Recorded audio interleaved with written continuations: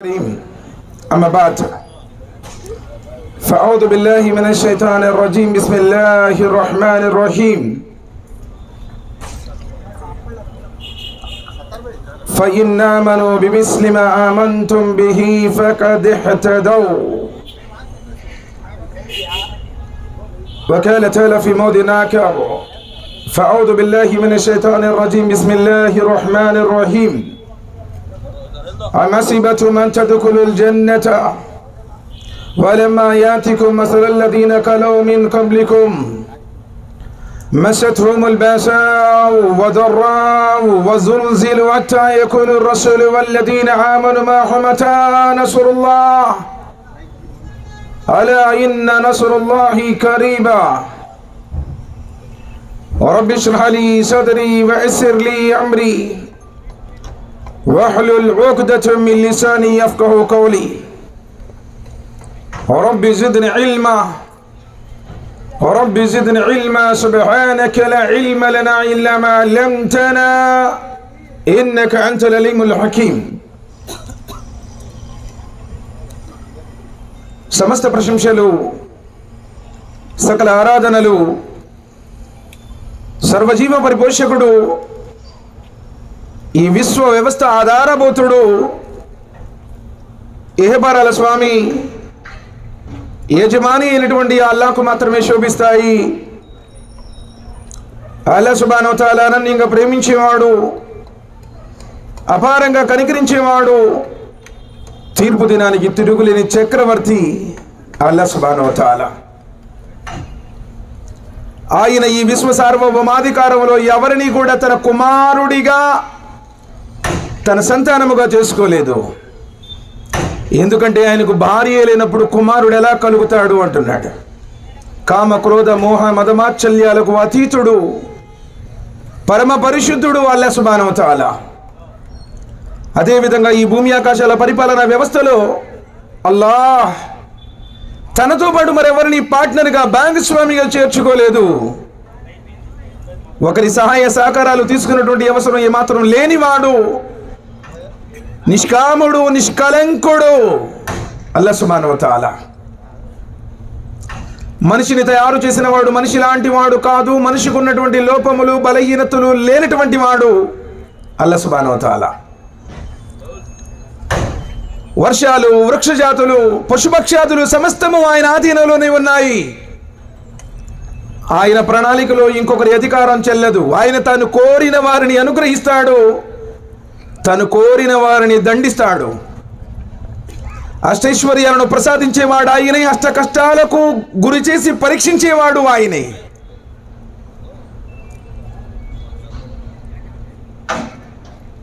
ఆ అల్లాహ్ సుబ్హానహు వ తఆలా ఈ సృష్టిని సృష్టించక పూర్వం ఎలా ఉన్నాడో ఇప్పుడు అలానే ఉన్నాడు.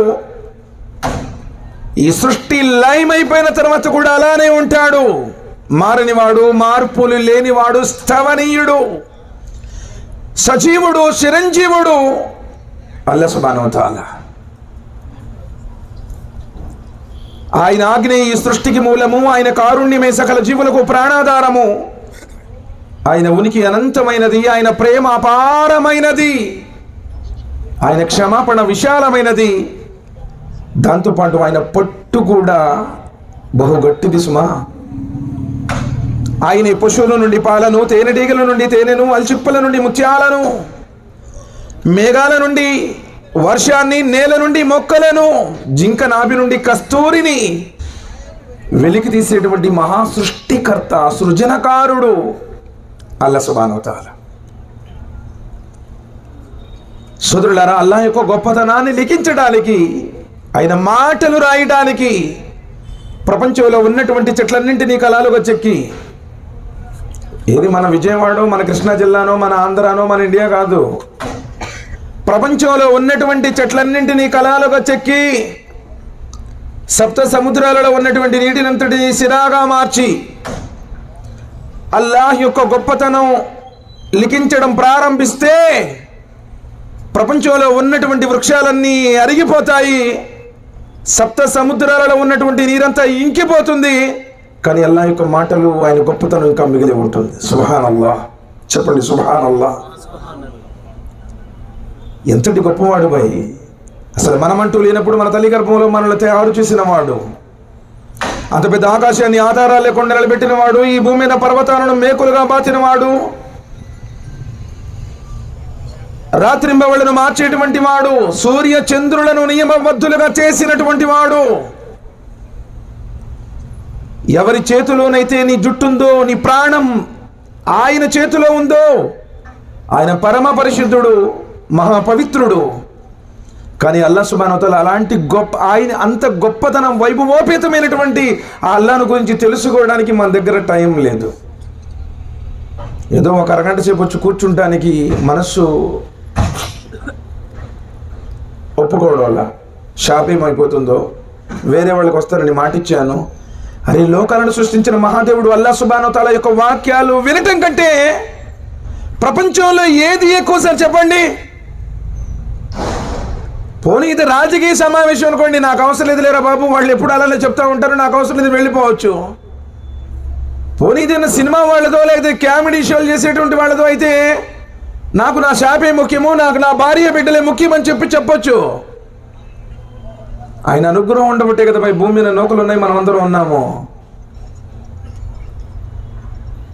ఒక్కసారి ఆయన ఆజ్ఞాపిస్తే ప్రపంచంలో మనం చూడటానికి కూడా అసలు మనం ఉన్నామా లేమా, మన లైఫ్ ఏంటి అంటానికి కూడా ఏముండదు. రాజులు అనుకున్న వాళ్ళు మట్టిలో పనుకున్నారు సార్, మనమెంత మిలియన్ మహానుభావులు అనుకున్న వాళ్ళు కాలగర్భంలో కలిసిపోయారు. మనదేంటండి? అల్లాహ్ సుబ్హానహు వ తఆలా అంటున్నారు, అవలం యసిరు ఫిల్ అర్త్, భూమి మీద మీరు తిరిగి చూడండి కావాలంటే. పెద్ద పెద్ద కొండల మీద కట్టుకున్నారు కోటలు, బంగారు పూతతో నిర్మించుకున్నారు మహల్లో. నా మాటే వేదం, నాదే శాసనం, నేనేదంటే అదే అన్నవాళ్ళు మట్టిలో పడుకుని ఉన్నారు. ఇప్పుడు మనమెంత, మన యొక్క కెపాసిటీ ఎంత? ఆయన సన్నిధిలో ఆయన మాటలు వినటానికే మన దగ్గర సమయమే లేకపోతే విపత్తులు రావా? వస్తానే ఉంటాయి సార్. ఎందుకంటే ప్రళయానికి ముందు ఒక విపత్తు తర్వాత ఒకటి, ఒక విపత్తు తర్వాత మరొకటి. చాప అల్లేవాడు ఏ విధంగా ఒక పుల్ల తర్వాత మరో పుల్ల ఎలాంటి గ్యాపులు లేకుండా అల్లుతుంటాడో, ఇలాంటి ఉపద్రవాలు, ఫితనాలు వస్తూనే ఉంటాయి. టెన్షన్ మీద టెన్షన్, ఏం ప్రశాంతత ఏమి ఉండదు. డబ్బులున్నంత మాత్రాన ప్రశాంతత ఏమి ఉండదు. పాశ్చాత్య దేశాల్లో కోట్లు కూడబెట్టారు, ప్రశాంతత లేక నిద్రమొత్తు బిళ్ళలు వేసుకొని పడుకుంటున్నారు వాళ్ళు. డబ్బుల్లో ఏం ప్రశాంతత ఏమి లేదు. మన సెకండ్ వేవ్లో కోట్లకు పడగలెత్తున్న కోటీశ్వరుల్ని పిల్లలు హాస్పిటల్లో చేర్చి ఫోన్లు స్విచ్ ఆఫ్ చేస్తే మున్సిపాలిటీ వాళ్ళు పారేశారు జేసీబీలను తీసుకొచ్చి. ఏం పనికొచ్చింది డబ్బు? డబ్బేం కాపాడదు. విశ్వాసం, అల్లాహ్ సుబ్హానహు వ తఆలా మీద ఉన్నటువంటి విశ్వాసము. మనం బ్రతికినా పోయినా ఇన్షాల్లా కలకాలం ఉండేటువంటి ఆ స్వర్గం కోసమే కదా ఈ బాధ అంతా కూడా. ఎందుకు నమాజ్ చదువుతున్నావు? ఎందుకు గడ్డం పెంచావు? ఎందుకు ఉపవాసాలు ఉంటున్నావు? ఎందుకు ఎప్పుడన్నా 10 పరక దానం చేస్తున్నావు? అల్లాహ్ సుబ్హానహు వ తఆలాను ఇష్టపడాలనే కదా, స్వర్గంలో వెళ్ళాలనే కదా భయ్. విశ్వాసంతో సదాచరణ చేసేవాడు ఒకరోజు కాకపోతే ఒకరోజు ఇన్షాల్లా సుమ్మా ఇన్షాల్లా అతడి విశ్వాసాన్ని బట్టి శాశ్వతమైనటువంటి స్వర్గంలో ప్రవేశింపజేయబడతాడు. అసలు విశ్వాసం అంటే ఏమిటో తెలియక, అల్లా అంటే ఏంటో తెలియక, ఎవరిని ఆరాధించాలో తెలియక, ఎలా ఆరాధించాలో తెలియక, మన్ తఅబుద్ వ కైఫ తఅబుద్, ఎవరిని ఆరాధించాలి, ఎలా ఆరాధించాలి, రెండు విషయాలు తెలియాలి. ఎవరిని ఆరాధించాలి అంటానికి మన దగ్గర ఒక సమాధానం ఉంది, అల్లాహ్ని అని. ఎలా ఆరాధించాలి అన్న దాంట్లోనే మీమాంస కొట్టుకొని చేస్తున్నారు, మాది కరెక్టు అని.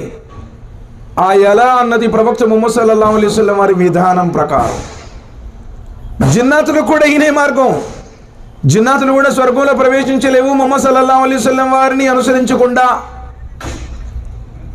ప్రవక్త మూసా అలైహిస్సలాం వారైనా తిరిగి వస్తే నా యొక్క ఉమ్మతిగా తప్ప మరో మార్గం లేదు అన్నారు నబీ సల్లల్లాహు అలైహి వసల్లం.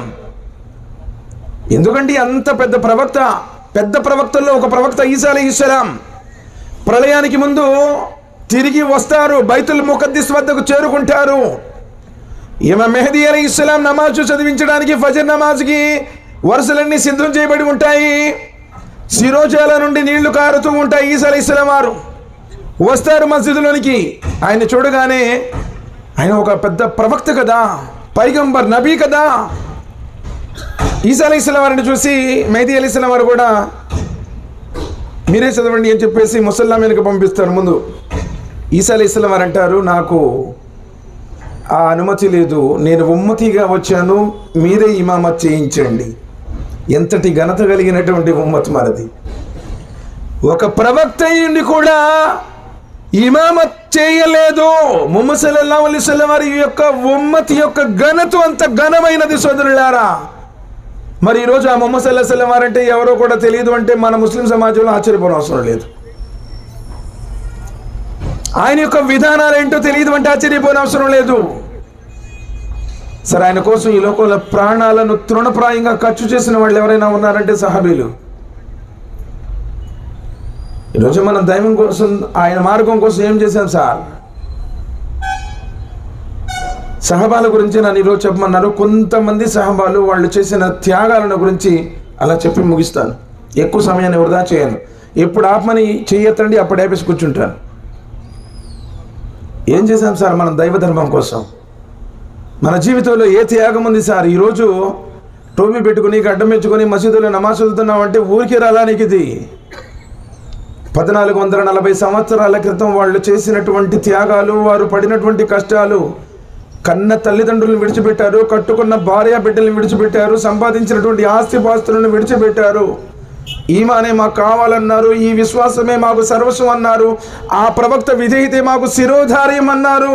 ఆయన కోసం కొన్ని వందల కిలోమీటర్లు ఆ కటిక ఇసుక ఎడారిలో ప్రాణాలను అరిచేతిలో గుప్పెట్లో పెట్టుకుని అరిచేతిలో పెట్టుకుని వెళ్ళారు సార్.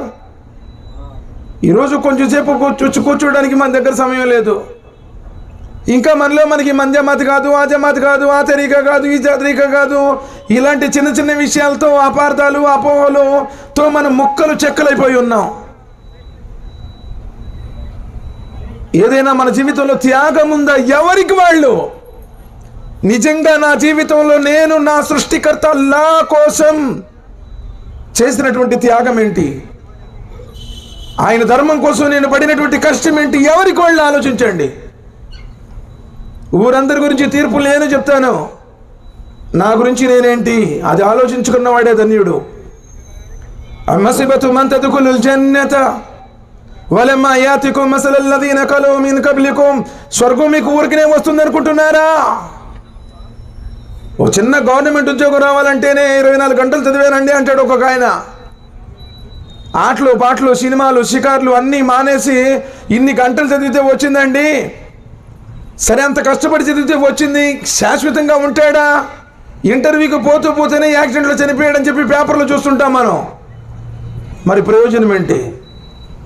ఒక గవర్నమెంట్ ఉద్యోగం వస్తే నా పిల్లాడు సంతోషంగా ఉంటాడండి, నా పిల్లల్ని గవర్నమెంట్ ఉద్యోగస్తులకి ఇస్తానని చెప్పేసి 25 సంవత్సరాలు 30 సంవత్సరాలు వచ్చిన పెళ్లి చేయట్లా మనోళ్ళు. అంటే గవర్నమెంట్ ఉద్యోగం వస్తే సుఖంగా ఉంటుంది మా అమ్మాయి అని.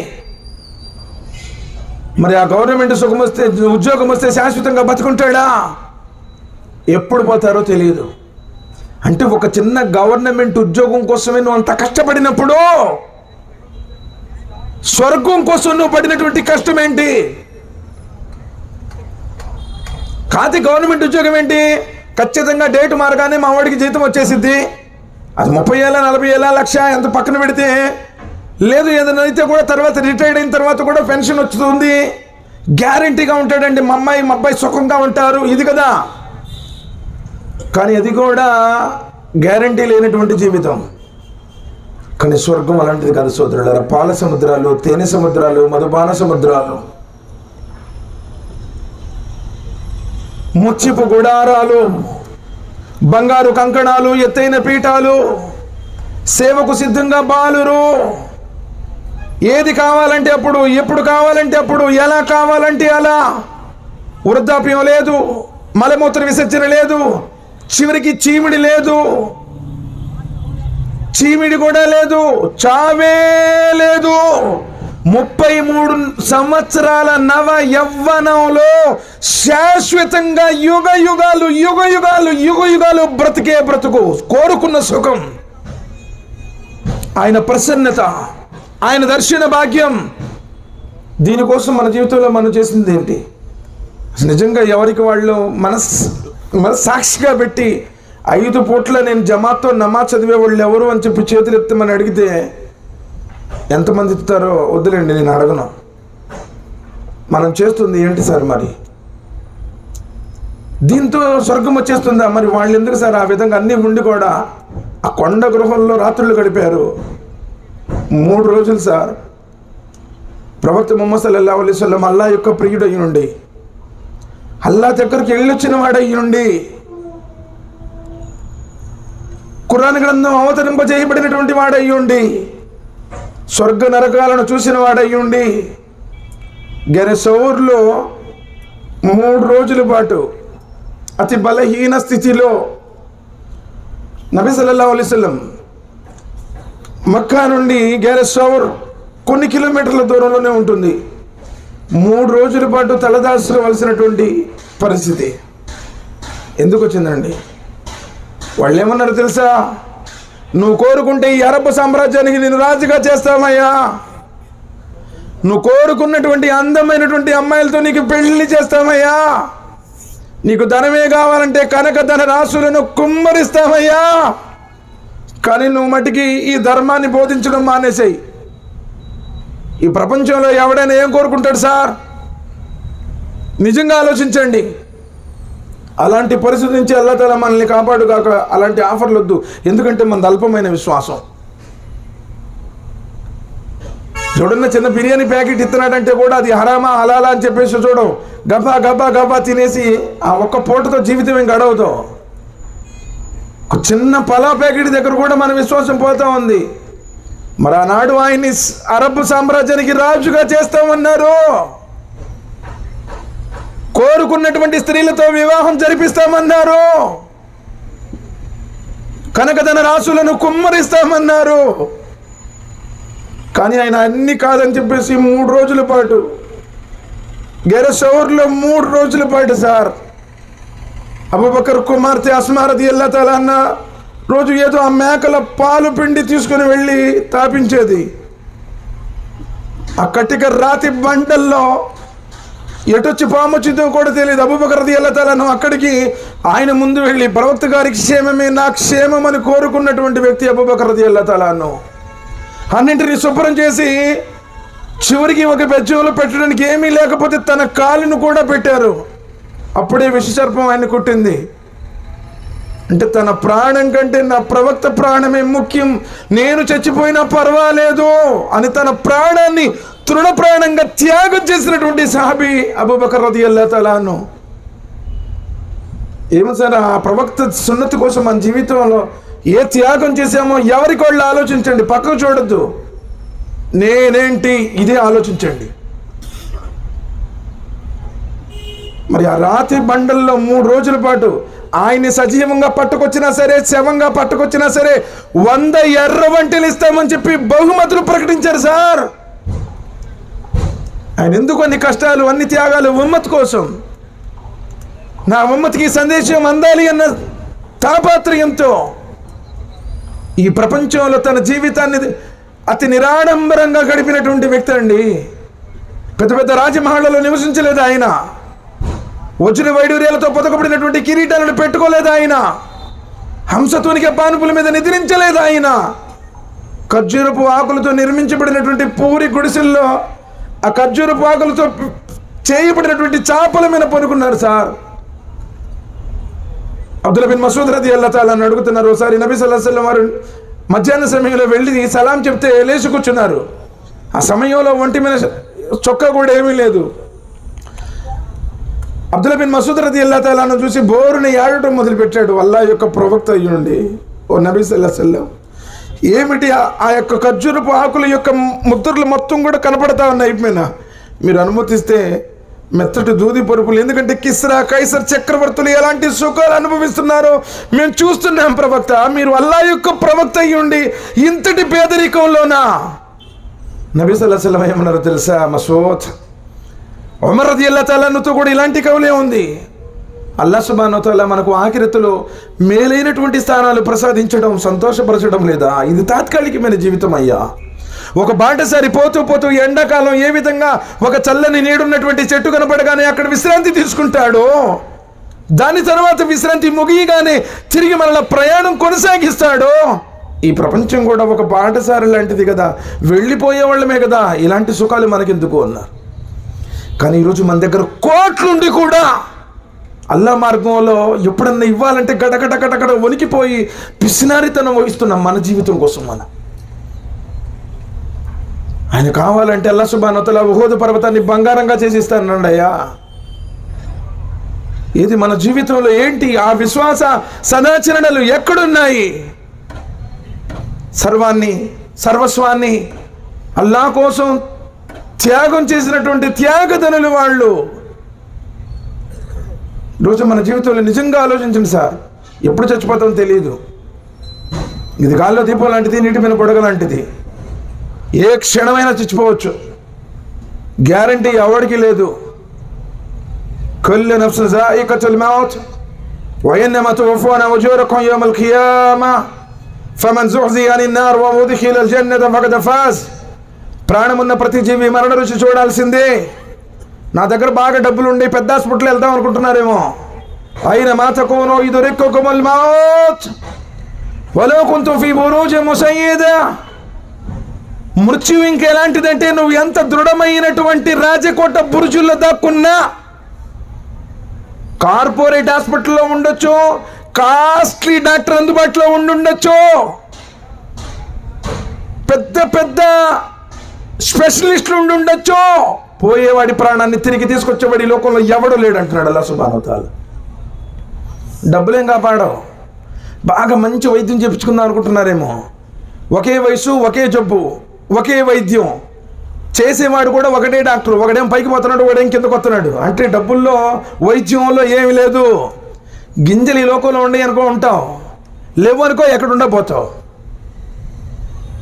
ఐనమా తకూను యుద్రిక్కుకుముల్ మౌత్. మృత్యు ఎలాంటిదంటే, నువ్వు ఎక్కడున్నా సరే కబళిస్తుంది.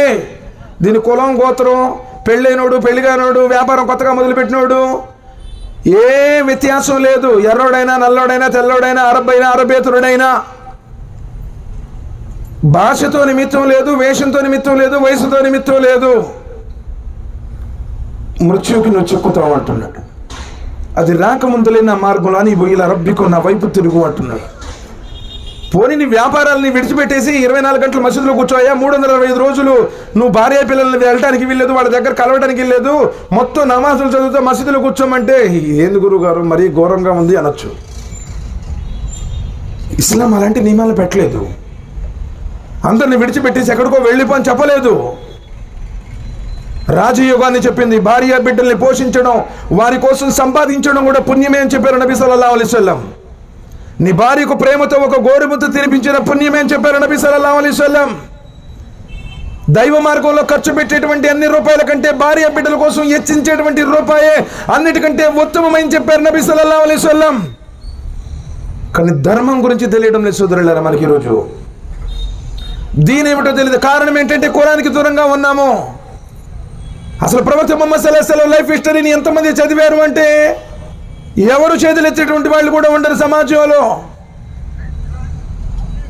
వాళ్ళు ఏదో ఆదివారం వెళ్తున్నారు, వీళ్ళు ఏదో శనివారం వెళ్తున్నారు, మేము సాయిబులు కాబట్టి శుక్రవారం వస్తున్నాం, మసీదులు నిండిపోతున్నాయి. రంజాన్ వస్తే మటుకు అర్థం కాదు ఏం చేయాలి పాపం మసీదు కమిటీ వాళ్ళకి. ఇంకో స్టేర్ అయితే బాగుండని చెప్పేసి వాళ్ళు ఆలోచించుకునే లోపల రంజాన్ అయిపోయింది. రంజాన్ అయిపోయిన తర్వాత మళ్ళీ 2-3 మొదటి సఫ్ కూడా నిండదు. అలాంటిది వాస్తవం అది. మరి ఇలాంటి విశ్వాసంతో మనకు స్వర్గం వస్తుందా? అల్లాహ్ సుబ్హానహు వ తఆలా మనల్ని ఇష్టపడతాడా? అంత కఠినమైనటువంటి జీవితాలను వాళ్ళు ఎందుకు గడిపారు? ఈ ప్రపంచం ఒక బాటసారి జీవితం అని చెప్పి నబీ సల్లల్లాహు అలైహి వసల్లం చెప్పారే. నేను కులాన్ని గురించి మతాన్ని గురించి చెప్పడం లేదు సార్. అసలు కులాలు మతాలు లేవని చెబుతుంది ఇస్లాం ధర్మం. మానవులందరూ కూడా ఒకటే. యా అయ్యుహన్నాసు ఇన్నా ఖలఖనాకుం మిన్ జకరిన్ వ ఉన్సా వజఅల్నాకుం శుఉబన్ వ కబాయిల లితారఫ్. మానవులారా మీరందరూ ఒకే కుటుంబ సభ్యులు. భూమండలంలో ఉన్న 262 దేశాలు, ప్రపంచ పట్టణంలో ఏ దేశం వాడైనా సరే అందరూ ఒకే కుటుంబ సభ్యులు, ఒకే తల్లిదండ్రుల సంతానం, కుల్లున్ బనీ ఆదం ఆదము ఖులిక మిన్ తురాబ్, అందరూ ఆదాము వల సంతానమే. ఆదాము మట్టితో చేయబడ్డాడు. నువ్వు సైద్ అయినా, షేక్ అయినా, పఠాన్ అయినా, బేగ్ అయినా ఏ వ్యత్యాసం ఏమి లేదు ఆయన దగ్గర. ఇన్న అక్రమకుమ్ ఇందల్లాహి అత్కాకుమ్, నీ గుండెల్లో నిజంగా ఆయన బీతుందా లేదా? నువ్వు మంచోడువా కాదా? సదాచరణ చేస్తున్నావా లేదా? ఎలా నీ యాటిట్యూడ్స్ ఉన్నాయి? నీ క్యారెక్టర్ ఏంటి? నీ బిహేవియర్ ఏంటి? ఇది ఆయన చూసేది. కాబట్టి కులాలు, మతాలు, ఈ వర్గాలు, విభేదాలు, నిమ్నోన్నతలు మనం పెట్టుకున్నాం. రేపు అందరూ మట్లోంచి లేసేవాళ్ళే. మిన్హా ఖలక్నాకుం వఫీహా నుఇద్దుకుం వమిన్హా నుఖ్రిజుకుం తారతన్ ఉఖ్రా. మేము మానవుడిని మట్టిలోంచి పుట్టించాము. మానవుడు తిరిగి మట్టిలోనికి వెళతాడు. మట్టిలోంచి తిరిగి మళ్ళీ బ్రతికించబడతాడు. ఎవడు అతీతుడు కాడు. ఎవడు కూడా తిరిగి దూరమైనటువంటి వాడు లేడు. అందరూ మట్టిలో మట్టవ్వాల్సిందే. కాల్చి బూడిదైనా చేయనియండి. కానీ ఒక రోజున మళ్ళీ దేవుడు లేపుతాను అంటున్నాడు. సర్వోన్నతుడైనటువంటి ఆ సృష్టికర్త ఒక రోజున లేపి నీ జీవితాన్ని ప్రశ్నిస్తాను అంటున్నాడు. నీ జీవితం మొత్తం రికార్డింగ్ అంటున్నాడు.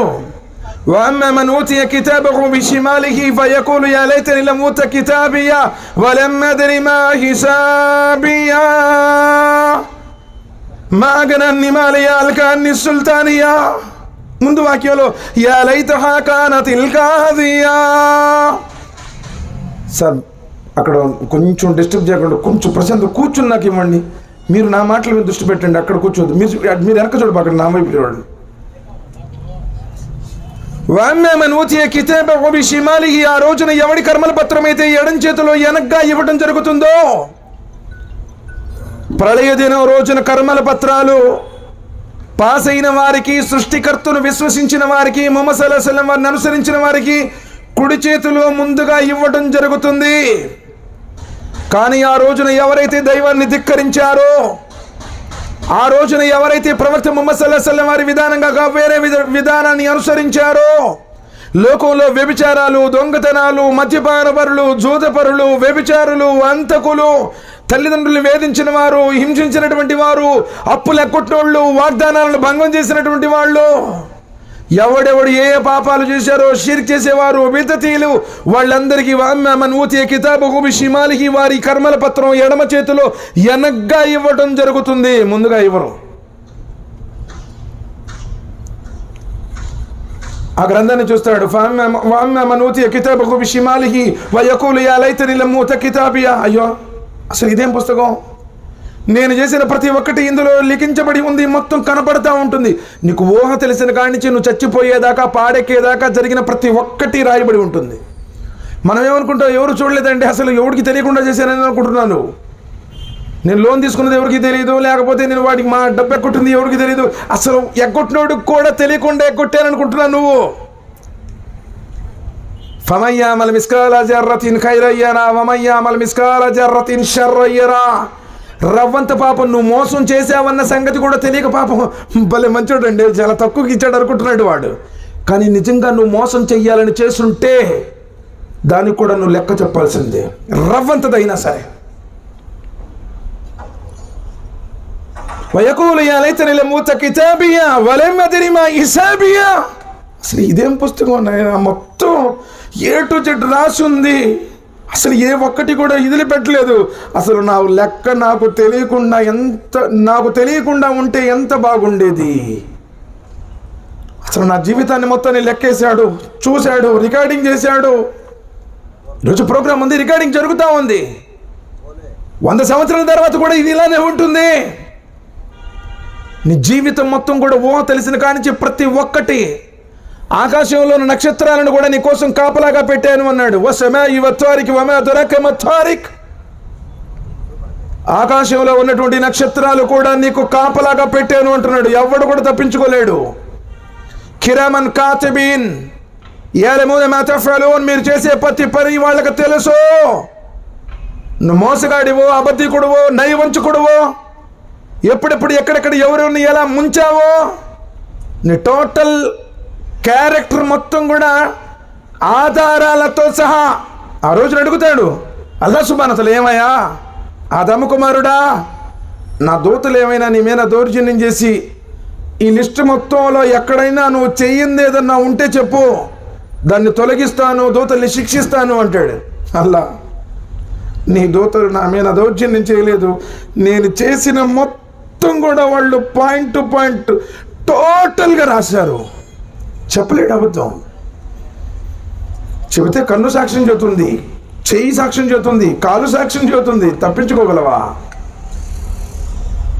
వలెమదిరి మా ఇసాబియా, అయ్యో అసలు నా లెక్క నాకు తెలియకుండా ఉంటే ఎంత బాగుండేది. నేను మట్టిలో మట్టి అయిపోతే వయకూలు కాఫిర్ యా లైతని కుంతు తురాబా. ఆ రోజు అవిశ్వాసం అంటాడు, నేను మట్టిలో మట్టి అయిపోతే బాగుండు కదా, నేను మట్టిలో మట్టి అయిపోయి ఉంటే బాగుండు కదా. లేపాడు, లెక్క అడుగుతున్నాడు, నా గత ఏంటి? తప్పించుకోలేము. ఇక్కడ నీకు బలగం ఎక్కువ, నీ మాట నడిచిద్ది. మార్కెట్లో మందేబాయ్ డామినేషన్ అంటుంటావు, కరెక్టే, ఇక్కడ నడిచిద్ది. కానీ అల్లా సుబ్హానహు వ తఆలా దగ్గర డామినేషన్లో నీ యొక్క బలగాలు, చుట్టాలు, నీ యొక్క లాయర్లు, ఫ్లేడర్లు, లేకపోతే ఎవరెవరినైతే నువ్వు పెట్టుకుని సేఫ్ సైడ్లో ఉంటున్నావో ఎవడు ఉండడు, ఒంటరిగా లేపడతావు. అప్పుడు యా లైతహా కానతిల్ గాదియా, అయ్యో లోకంలో నేను చచ్చిపోయినటువంటి ఆ చావే నాకు అంతిమ మరణం అయ్యి ఉంటే ఎంత బాగుండు. అసలు నేను మట్టిలోనే మట్టిగా ఉంటే ఎంత బాగుండు. యా లైతహా కానతిల్ గాదియా, ఆ మరణమే నాకు ఆఖరిదై ఉంటే బాగుండు. కానీ ఇప్పుడు లేపాడు, లెక్క అడుగుతున్నాడు, లెక్కలు చూయిస్తున్నాడు. మాగనాన్ని మాలియా, అయ్యో నా డబ్బు నాకు బరికి రాకుండా పోయింది. కోట్లుండి లోకంలో ఎవరినంటే వాడిని కొడేసేవాడిని, అందరూ కూడా నా చుట్టూ తిరుగుతుండేవాళ్ళు. హలకాని సుల్తానియా, ఇప్పుడు నా అధికారం కూడా అంతరించిపోయింది. డబ్బు పనికి రాదు, హోదా పనికి రాదు. ఇక్కడ 10 మంది ఎప్పుడు నీ అంట బాడీ గార్డ్స్ లాగా, ఎస్కార్ట్స్ లాగా ఉండేవాళ్ళు. వాళ్ళెవ్వడు నీతో పాటు ఉండడు అంటున్నాడు అల్లాహ్ సుబ్హానహు వ తఆలా. ఖుదూహు ఫగుల్లుహు సుమ్మల్ జహీమ సల్లుహు, పట్టుకోండి వాడిని. 70 గజాల పొడుగైనటువంటి ఇనప గొలుసులతో బంధించి నరకాగ్నిలోనికి విసిరివేయండి. ఎందుకంటే వాడు ఏ రోజు ఆకలి ఉన్న వాడికి అన్నం పెట్టండి అని ప్రోత్సహించేవాడు కాదు, మహోన్నతుడైనటువంటి నిజ దైవాన్ని నమ్మేవాడు కాదు. నాకు వ్యాపారమే ముఖ్యం అబ్బాయి, నమాజు నాకు కుదరదు, నేను రాను, నా ఇష్టం వస్తే వస్తా. ఎవరికి చెప్తున్నావు నువ్వు? ఎవరితో చెప్తున్నావు ఈ మాటలు? నువ్వు నీ ఆఖరిని నువ్వు పాడు చేసుకుంటా నీకు నువ్వే వ్యతిరేకంగా చెప్పుకుంటున్నావు. నువ్వు రాకపోతే మాకేం దండగా? ఇదేమన్నా పార్టీయా? పోనీ ఒక్కసారి ఓటేసి నన్ను గెలిపిండి అయ్యా, నేను అధికారంలోకి వస్తే మనకి ఆటో నగర్లో కావాల్సిన కొన్ని సౌకర్యాలు చేపిస్తాను, ఈ ఒక్కసారి ఎట్నో కట్ట ఏంటి? ఇదేనా రాజకీయం కాదు కదా, పదవి కోసం కాదాయా? నీ ఆఖరిని నీవు చేతులా పాడు చేసుకుంటున్నావు. సోదరులారా, విశ్వసించండి నిజ దైవాన్ని, అనుసరించండి ఆఖరి ప్రవక్త ముహమ్మద్ సల్లల్లాహు అలైహి వసల్లం వారిని. స్వర్గం అంత తేలిగ్గా నాదు, కష్టాలు పడాల్సిందే. ప్రపంచం మోసపూరితమైనది. యలమున దోహిర మినల్ హయాత దునియా వహుమ్ అనిల్ ఆఖిరతి హుమ్ గాఫిరూన్. ఈ ప్రపంచం నిన్ను మోసానికి గురి చేస్తుంది. పై పటారం ఇదంతే, 3 నాళ్ళ ముచ్చట మొత్తం నీది అనిపిస్తుంది. ఏముంది నీదే, మంచి తెల్ల డ్రెస్ చేసుకొని 10 మంది అనుకోండి, అబ్బా అన్నా నువ్వంటే అసలు మామూలుగా అది అనగానే అమ్మో నిజంగా నేను అట్ట కావాలని చెప్పేసి ఈయన గాల్లో నడుతుంటాడు. ఇక ప్రపంచం అంతే. ఒక్కసారి సోల్ బయటికి వెళ్ళిపోయింది అనుకోండి, ఆత్మ, కట్టుకున్న భార్య కూడా భయపడిపోతుంది అంటుకోవడానికి. కడుపును పుట్టిన బిడ్డలు కూడా దడుచుకుంటారు. ఎందుకు సేమో దగ్గర బాబోకాయ. చాలామంది మన సమాజంలో చచ్చిపోయిన చూస్తే మాకు భయం అండి, మేము రామంటారు. మరేంటి, దేనికోసం నువ్వు ఆరాటపడుతుంది? నమాజులు లేక, ఉపవాసాలు లేక, తహరత్ లేక, ధర్మం అధర్మం, హరాం హలాల్ అనేటువంటి వీక్షణ లేక, డబ్బే సంపాదించాలి, డబ్బే కూడబెట్టాలి, ఎట్లయినా సరే నేను ఒక పొజిషన్లో రావాలి, ఇదే తప్పనైతే దీనికోసం అల్లాహ్ తాలా పుట్టిస్తే అల్లాహ్ సుబ్హానహు వ తఆలా నీకు ఎంత కావాలంటే అది ఇచ్చేవాడు. కానీ ఒక్కొక్కడు చదువు లేకపోయినా, ఇల్లిటరేట్ సార్, సంతకం కూడా రాదు, ఒక ఫోన్ కాల్తోనే వాడు వ్యాపారం మొత్తం రోజుకి 2-3 లక్షలు సంపాదిస్తాడు. మా ఏరియాలో ఒక ఆయన చేయి కూడా ఉండదు, కనీసం నడవను కూడా గట్టిగా నడవలేడు, పట్టుకొస్తే అక్షరం ముక్క రాదు, ఫోన్లోనే డీలింగ్, కనీసం 1,00,000 సంపాదిస్తాడు రోజుకి. ఇక్కడ ఎంటెక్ చేసిన వాళ్ళు, ఫారిన్లో ఎంఎస్ చేసిన వాళ్ళు కూడా 12-13 ఏళ్ళకి ఉద్యోగం చేస్తూ ఉన్నారు. ప్రపంచం నువ్వేదో కష్టపడి సంపాదించి నేను నిలబడ్డాను అనుకుంటున్నాను. ఆయన నిలబెట్టిన వాడు విధిరాత ప్రకారం అసలు వాడు ఏం చేయకపోయినా అంతే అంచెలంచెలంచెలుగా ఎదిగిపోతాడు. ప్రపంచం విధిరాతలో ఉంటే వచ్చేస్తుంది. బహుశా సాహబీ అబ్దుల్లా బిన్ ఉమర్ రదియల్లాహు తఆలా అన్హు కావచ్చు. విశ్వాసం ఎలాంటిదో తెలుసా? ఒకవేళ నీదయ్యి ఉంటే అది కొండ అడుగు భాగంలో ఉంటే కొండను చీల్చుకొని నీ దగ్గరకు వచ్చేస్తుంది. నీది కాకపోతే చేతిలో ఉన్నది కూడా నోట్లోకి పోదు అని చెప్పన్నారు. ప్రపంచం శ్రమించే అవసరం లేదంటే నీ కృషి నువ్వు చేయాలి, కానీ ఆఖిరత కోసం ఖచ్చితంగా కృషి చేయాల్సిందే. ధర్మాన్ని ధర్మంగా గుర్తించాల్సిందే. సోదరులారా, ఆలోచించండి. క్షణభంగురమైనటువంటి జీవితం, ఎన్నో త్యాగాలు చేశారు కాబట్టి ఈరోజు ధర్మం గురించి మనం ఈరోజు చెప్పుకోగలుగుతున్నాం, ఆచరించగలుగుతున్నాం. కానీ నీవు గనక ఈ ధర్మాన్ని ఏముందిలే అని చెప్పేసి ఉదాసీన భావనతో విడిచిపెట్టేస్తే రేపటి రోజున అసలు ఎవరండి ధర్మం అంటే ఏంటి అని మన పిల్లలు ఎవరినో అడుక్కోవాల్సినటువంటి స్థితిలో మనం విడిచిపెట్టాల్సి వచ్చింది. ఏం విడిచిపెడుతున్నావు మన పిల్లలకి? నువ్వు బాగా కోట్లు ఇవ్వచ్చు, నీ పిల్లగాడికి ధర్మం లేదు, తాగుపోతాడవుతాడు, మొత్తం కూడా కాజేస్తాడు. లేదు వాడి వ్యసనపరుడవుతాడు, మొత్తం కూడా తృణప్రాయంగా ఖర్చు చేసి రోడ్లు పడతాడు. ఎంతో మందిని మనం చూస్తూ ఉన్నాం. సోదరులారా, విశ్వాసం ఏంటో తెలుసుకోండి. ప్రవక్త ముహమ్మద్ సల్లల్లాహు అలైహి వసల్లం ఆయన అనుచరులు చేసినటువంటి త్యాగాలు. అందుకని అల్లాహ్ సుబ్హానహు వ తఆలా అంటున్నారు, అమ్మసిబతు మన్ తద్ఖులుల్ జన్నా, స్వర్గ ప్రవేశం మీ కోరికనే రాదు.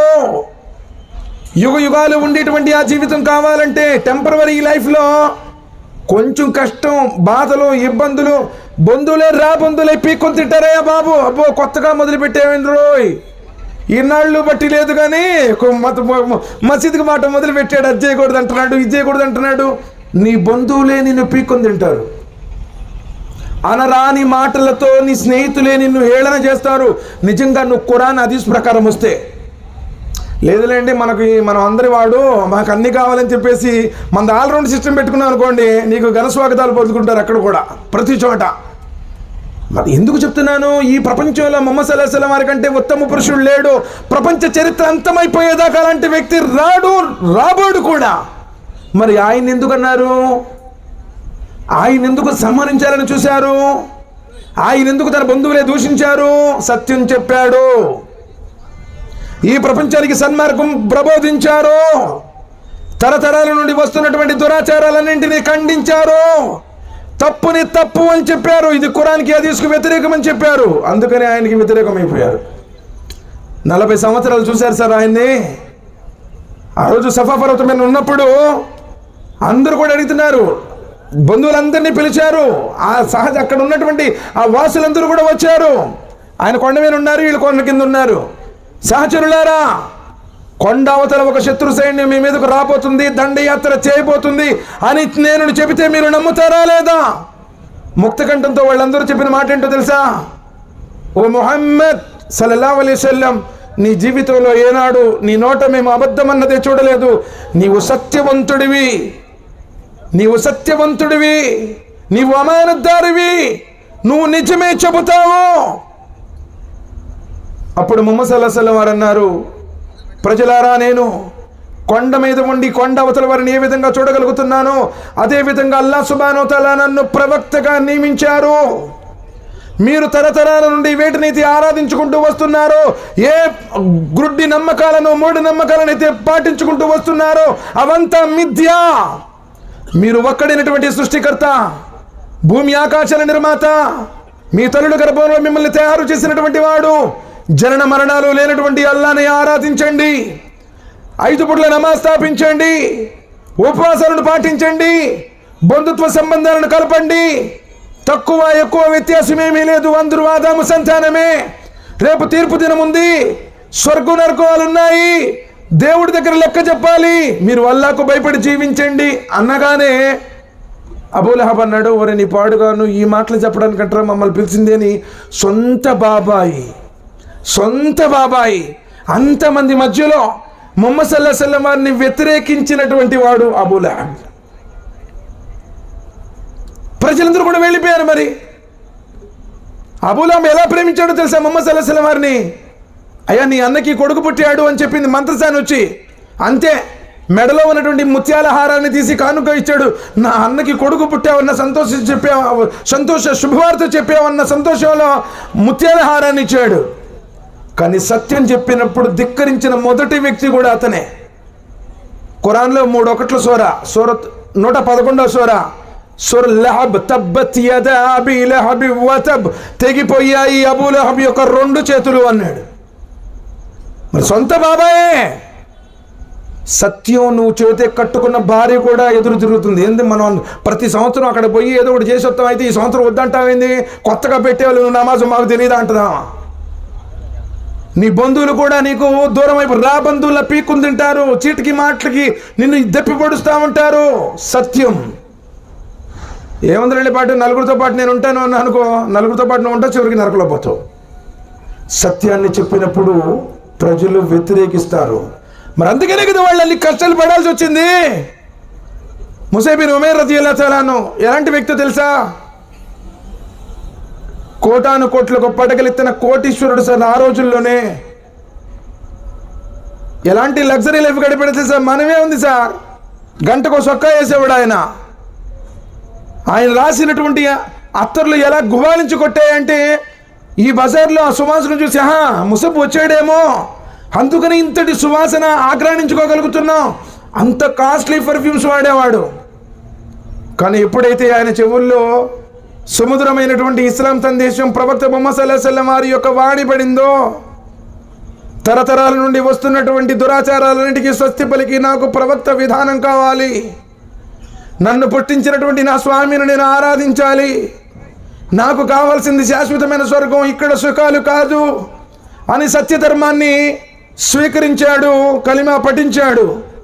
కట్టుకున్న తల్లి అంటుంది, నాయనా ముసబ్, ఒకవేళ నీకు ఈ ఐశ్వర్యాలు ఈ సుఖాలు మొత్తం కావాలంటే నీవు సత్యధర్మమైనటువంటి ఆ ముహమ్మద్ సల్లల్లాహు అలైహి వసల్లం తెచ్చినటువంటి విధానాన్ని విడిచిపెట్టి తాత ముత్తాతల యొక్క ధర్మం మీద ఉంటేనే ఆస్తిలో భాగం ఇస్తాను, లేకపోతే చిల్లి గవ్వ కూడా నీకు ఇవ్వను, కట్టు బట్టలతో ఇక్కడి నుంచి వెళ్ళిపోవాలి అని చెప్పింది.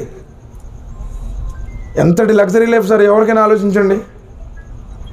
కోట్లకు పడగలెత్తిన కోటీశ్వరుడు అలాంటి విలాసవంతమైనటువంటి దుస్తులు, సుఖదాయకమైనటువంటి జీవన విధానం. కానీ ముసైబ్ ఏం చెప్పారో తెలుసా? అమ్మా, వీటన్నింటినీ నా కాలిగోటి సమానంగా భావిస్తున్నాను, నాకు కావాల్సింది ఇక్కడ సుఖాలు కాదు, నాకు ప్రవక్త ముహమ్మద్ సల్లల్లాహు అలైహి వసల్లం తెచ్చినటువంటి సత్యధర్మం, ఆయన కలిమానే నాకు కావాలి, నాకు కావాల్సింది ఆఖిరత జీవితం అమ్మ, నాకు అవసరం లేదని వెళ్ళిపోయాడు.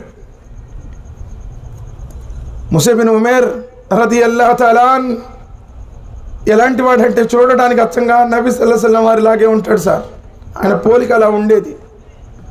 ఆయన ఎంతగా విశ్వాసంలో ముందుకు వెళ్ళారంటే చివరికి ముహమ్మద్ సల్లల్లాహు అలైహి వసల్లం వారి దగ్గరగా కాతిబే వహీగా, అంటే వహీని రాసినటువంటి సహబాలలో, ఖురాన్ గ్రంథాన్ని జ్ఞాపకం ఉంచుకొని రాసినటువంటి సహబాలలో ఒకడు ముసైబ్ బిన్ ఉమైర్ రదియల్లాహు తఆలా అన్హు. సాద్ బిన్ ముఆజ్ మక్కా మదీనాకు చెందినటువంటి పెద్ద సర్దారు. మక్కా నుండి మదీనా వెళ్ళినటువంటి మొదటి దాయి ముసైబ్ బిన్ ఉమైర్ రదియల్లాహు తఆలా అన్హు. ఎలా త్యాగం చేశాడో తెలిసి జీవితాన్ని.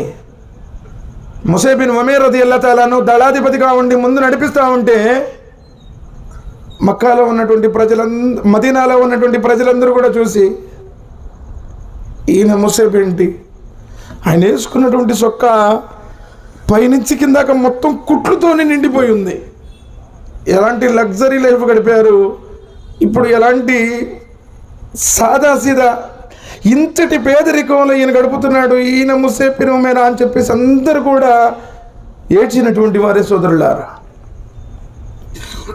చివరికి బదర్లో ఆయన షహీద్ అయ్యారు. షహీద్ అయిన తర్వాత ఆయన కఫన్ దఫన్ చేయడానికి ప్రయత్నం చేస్తే తల వైపు వేస్తేనేమో కాళ్ళు కనపడతా ఉన్నాయి, కాళ్ళ వైపు వేస్తేనేమో గుడ్డ తల కనపడతా ఉంది. అంటే ఆయనకి నిండుగా కప్పటానికి కూడా వస్త్రం లేనటువంటి స్థితిలో చనిపోయారు. నబీ సల్లల్లాహు అలైహి వసల్లం వారు అన్నారు, అయితే తల వైపు గుడ్డ పెట్టి కాళ్ళ వైపు గడ్డితో కప్పి ఖననం చేయండి. అబ్దుర్రహ్మాన్ బిన్ ఔఫ్ రదియల్లాహు తఆలా అన్హు చెప్తున్నారు, నాకు ఎప్పుడైనా అన్నం తినేటప్పుడు ముసేబ్ గుర్తుకొస్తే నా ముద్ద నోట్లో కూడా దిగదు. ఎందుకంటే అంత కోటీశ్వరుడు అయ్యి ఉండి చివరికి ఆయన చచ్చిపోయినప్పుడు ఆయన కఫన్ దఫన్ చేయడానికి గుడ్డ కూడా లేనటువంటి పేదరికంలో చనిపోయారు. అది గుర్తుకొస్తే నా అంగిట్లోంచి ముద్దు కూడా దిగదు అని చెప్పి అబ్దుర్రహ్మాన్ బిన్ ఔఫ్ రదియల్లాహు తఆలా అన్హు చెప్పేవారు. ఎందుకు సార్ మరి అంత కోటీశ్వరుడై ఉండి ఎలాంటి జీవితాన్ని గడపాల్సిన అవసరం ఏంటి? ఎందుకోసం విడిచిపెట్టారు? బంగార పళ్ళెల్లో తిను, టుంగుటుయ్యాల్లో ఉయ్యాలుగు, ఒకరోజు ఊరు పెట్టి కట్లు పనుకుంటావో.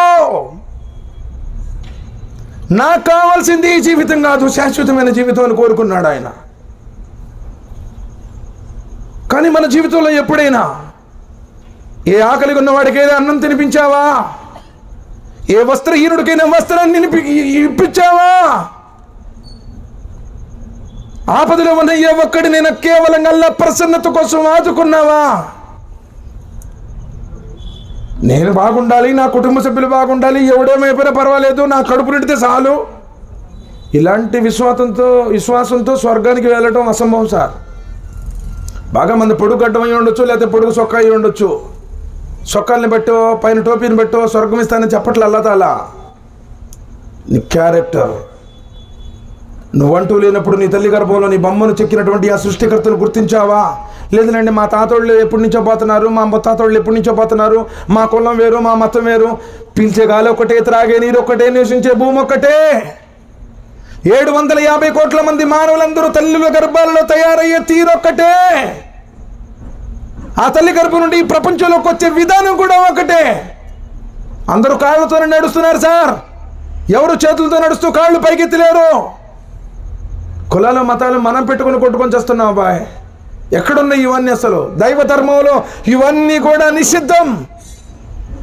యా యువన్ అసోబదు రబ్బకం, ఓ మానవులారా అన్నాడు తప్ప ఓ సాయిబులారా ఖురాన్లో ఎక్కడ చెప్పలా. ఒక్క చోటు కూడా 30 కాండాలు ఉన్నాయి, 114 సూరాలు ఉన్నాయి, 6236 వాక్యాలు ఉన్నాయి. ఎక్కడో కూడా ఇది సాయిబుల మతం అండి, ఉర్దూ మాట్లాడాలి, దీనికి ఇలాంటి వేషం వేసుకోవాలి. వేషంతో, భాషతో, ప్రాంతంతో నిమిత్తం లేదు. సమస్త మానవాళి కోసం గురుగారు ముందే చెప్పారు, హాదా బలాగుల్ లిన్నాస్ వలయున్జిర్ బిహి వలయఅలము అన్నమా హువ ఇలాహుం వాహిద్. సర్వ మానవాళికి ఇది ఒక సందేశం. ఇది ఉర్దూలో చెప్పడం వల్ల వాళ్ళు ఏమనుకుంటున్నారంటే ఏదో సాయిబులు వాళ్ళ గోల వాళ్ళు చేసుకుంటున్నారు, లేరా మనకెందుకు క్యారే బీరే అనుకుంటున్నారని చెప్పేసి వాళ్ళు వెళ్ళిపోతూ ఉంటారు. ఏ మసీదులో పట్టినా ఉర్దూలోనే, ఏ మసీదులోనే పోనీ ఖురాన్ గ్రంథాన్ని చదివి అయ్యా సూరి బకరాలు ఇలా ఉంది, సూరి ఆలిమ్రాలు ఇలా ఉంది, సూరి నిసాలు ఇలా ఉంది, ఆ మాయిదాలు ఇలా ఉంది, అనామ్లు ఇలా ఉందని చెప్తున్నారా? లేదు. పోనీ ఏ పండితుడని చెప్తున్నారా? లేదు. మరి బయటనే వాళ్ళు ఏమనుకుంటున్నారు? వాళ్ళు టీవీలోనే వాళ్ళు ఏం చెప్తున్నారే, సాయిబులు అంటే వమ్మ కఠినాత్ములు, వాళ్ళకి వాడి సినిమాలో కూడా ఏం క్యారెక్టర్ ఇస్తారంటే వాడికి పిల్లి గడ్డం పెట్టేసి పైన గొడ్డు టోపీ ఒకటి పెట్టేసి వాడికి ఏదో ఒకటి పెట్టి క్యారెక్టర్ ఇస్తారు. వామ్మో సాయిబులు అంటే ఇట్టా. మీడియాలోనేమో అలా ప్రచారం చేస్తుంది. ఇక్కడ సొసైటీలోనేమో మనం చేస్తున్నటువంటి విధానాలను బట్టి సాయిబులు అందరూ ఎట్లాంటి వాళ్ళు లేనేమో అని వాళ్ళు అనుకుంటున్నారు. అసలు ఇది కులం మతానికి సంబంధించినటువంటి విషయం కాదయ్యా. యా అయ్యుహన్నాసు ఇత్తఖూ రబ్బకుం అల్లదీ ఖలఖకుం మిన్ నఫ్సిన్ వాహిదా. మానవులారా మీరందరూ అల్లాహ్కు భయపడండి, ఆయన మిమ్మల్ని అందరినీ ఒకే ప్రాణి నుండి పుట్టించాడు. ఇది దైవ ధర్మం, సర్వ మానవాళిది. పీల్చే గాలి ఒకటి, త్రాగే నీరు ఒకటి, నివసించే భూమి ఒకటి. మరి నిజంగా ఎవరి దేవుడు వాళ్ళకి, ఎవరు మతం వాళ్ళకుంటే వానబడినప్పుడు ఫలానా మతం వాళ్ళ మీద పడకూడదు అని ఉండాలి కదా కండిషన్. మరి ఎందుకు అందరికీ సమానంగా పడుతుంది? ప్రపంచానికి ఒకటే సూర్యుడు ఎందుకు ఉన్నాడు? ఎవరు సూర్యుడు వాళ్ళకు ఉండాలి కదా. అలా ఏమైనా ఉందా? సోదరులారా, నేను మతం గురించి చెప్పడం లేదు, దైవ ధర్మం గురించి చెప్తున్నాను. ఇస్లాం ప్రపంచానికి తెలియపరిచినటువంటి వాస్తవాలను మనం చెప్తున్నామే తప్ప మా కళ్ళ వచ్చిందండి, నేను దేవుడిని చూశాను, రాత్రి నాకు కనపడ్డాడు, నీకెంతైనా సరే నయం చేస్తానన్నాడమ్మా. ప్రజల్ని మభ్యపెట్టి మోసగించేటువంటి విషయాలను పోని మీరు నమ్మితే మీకు గవర్నమెంట్ ఉద్యోగాలు వస్తాయి, మీ పిల్లలకి మంచి పెళ్ళిళ్ళు అయితే, లేకపోతే మీకు అనుకున్నది జరిగిద్ది. ఇస్లాం అలా కూడా మభ్యపెట్టదు.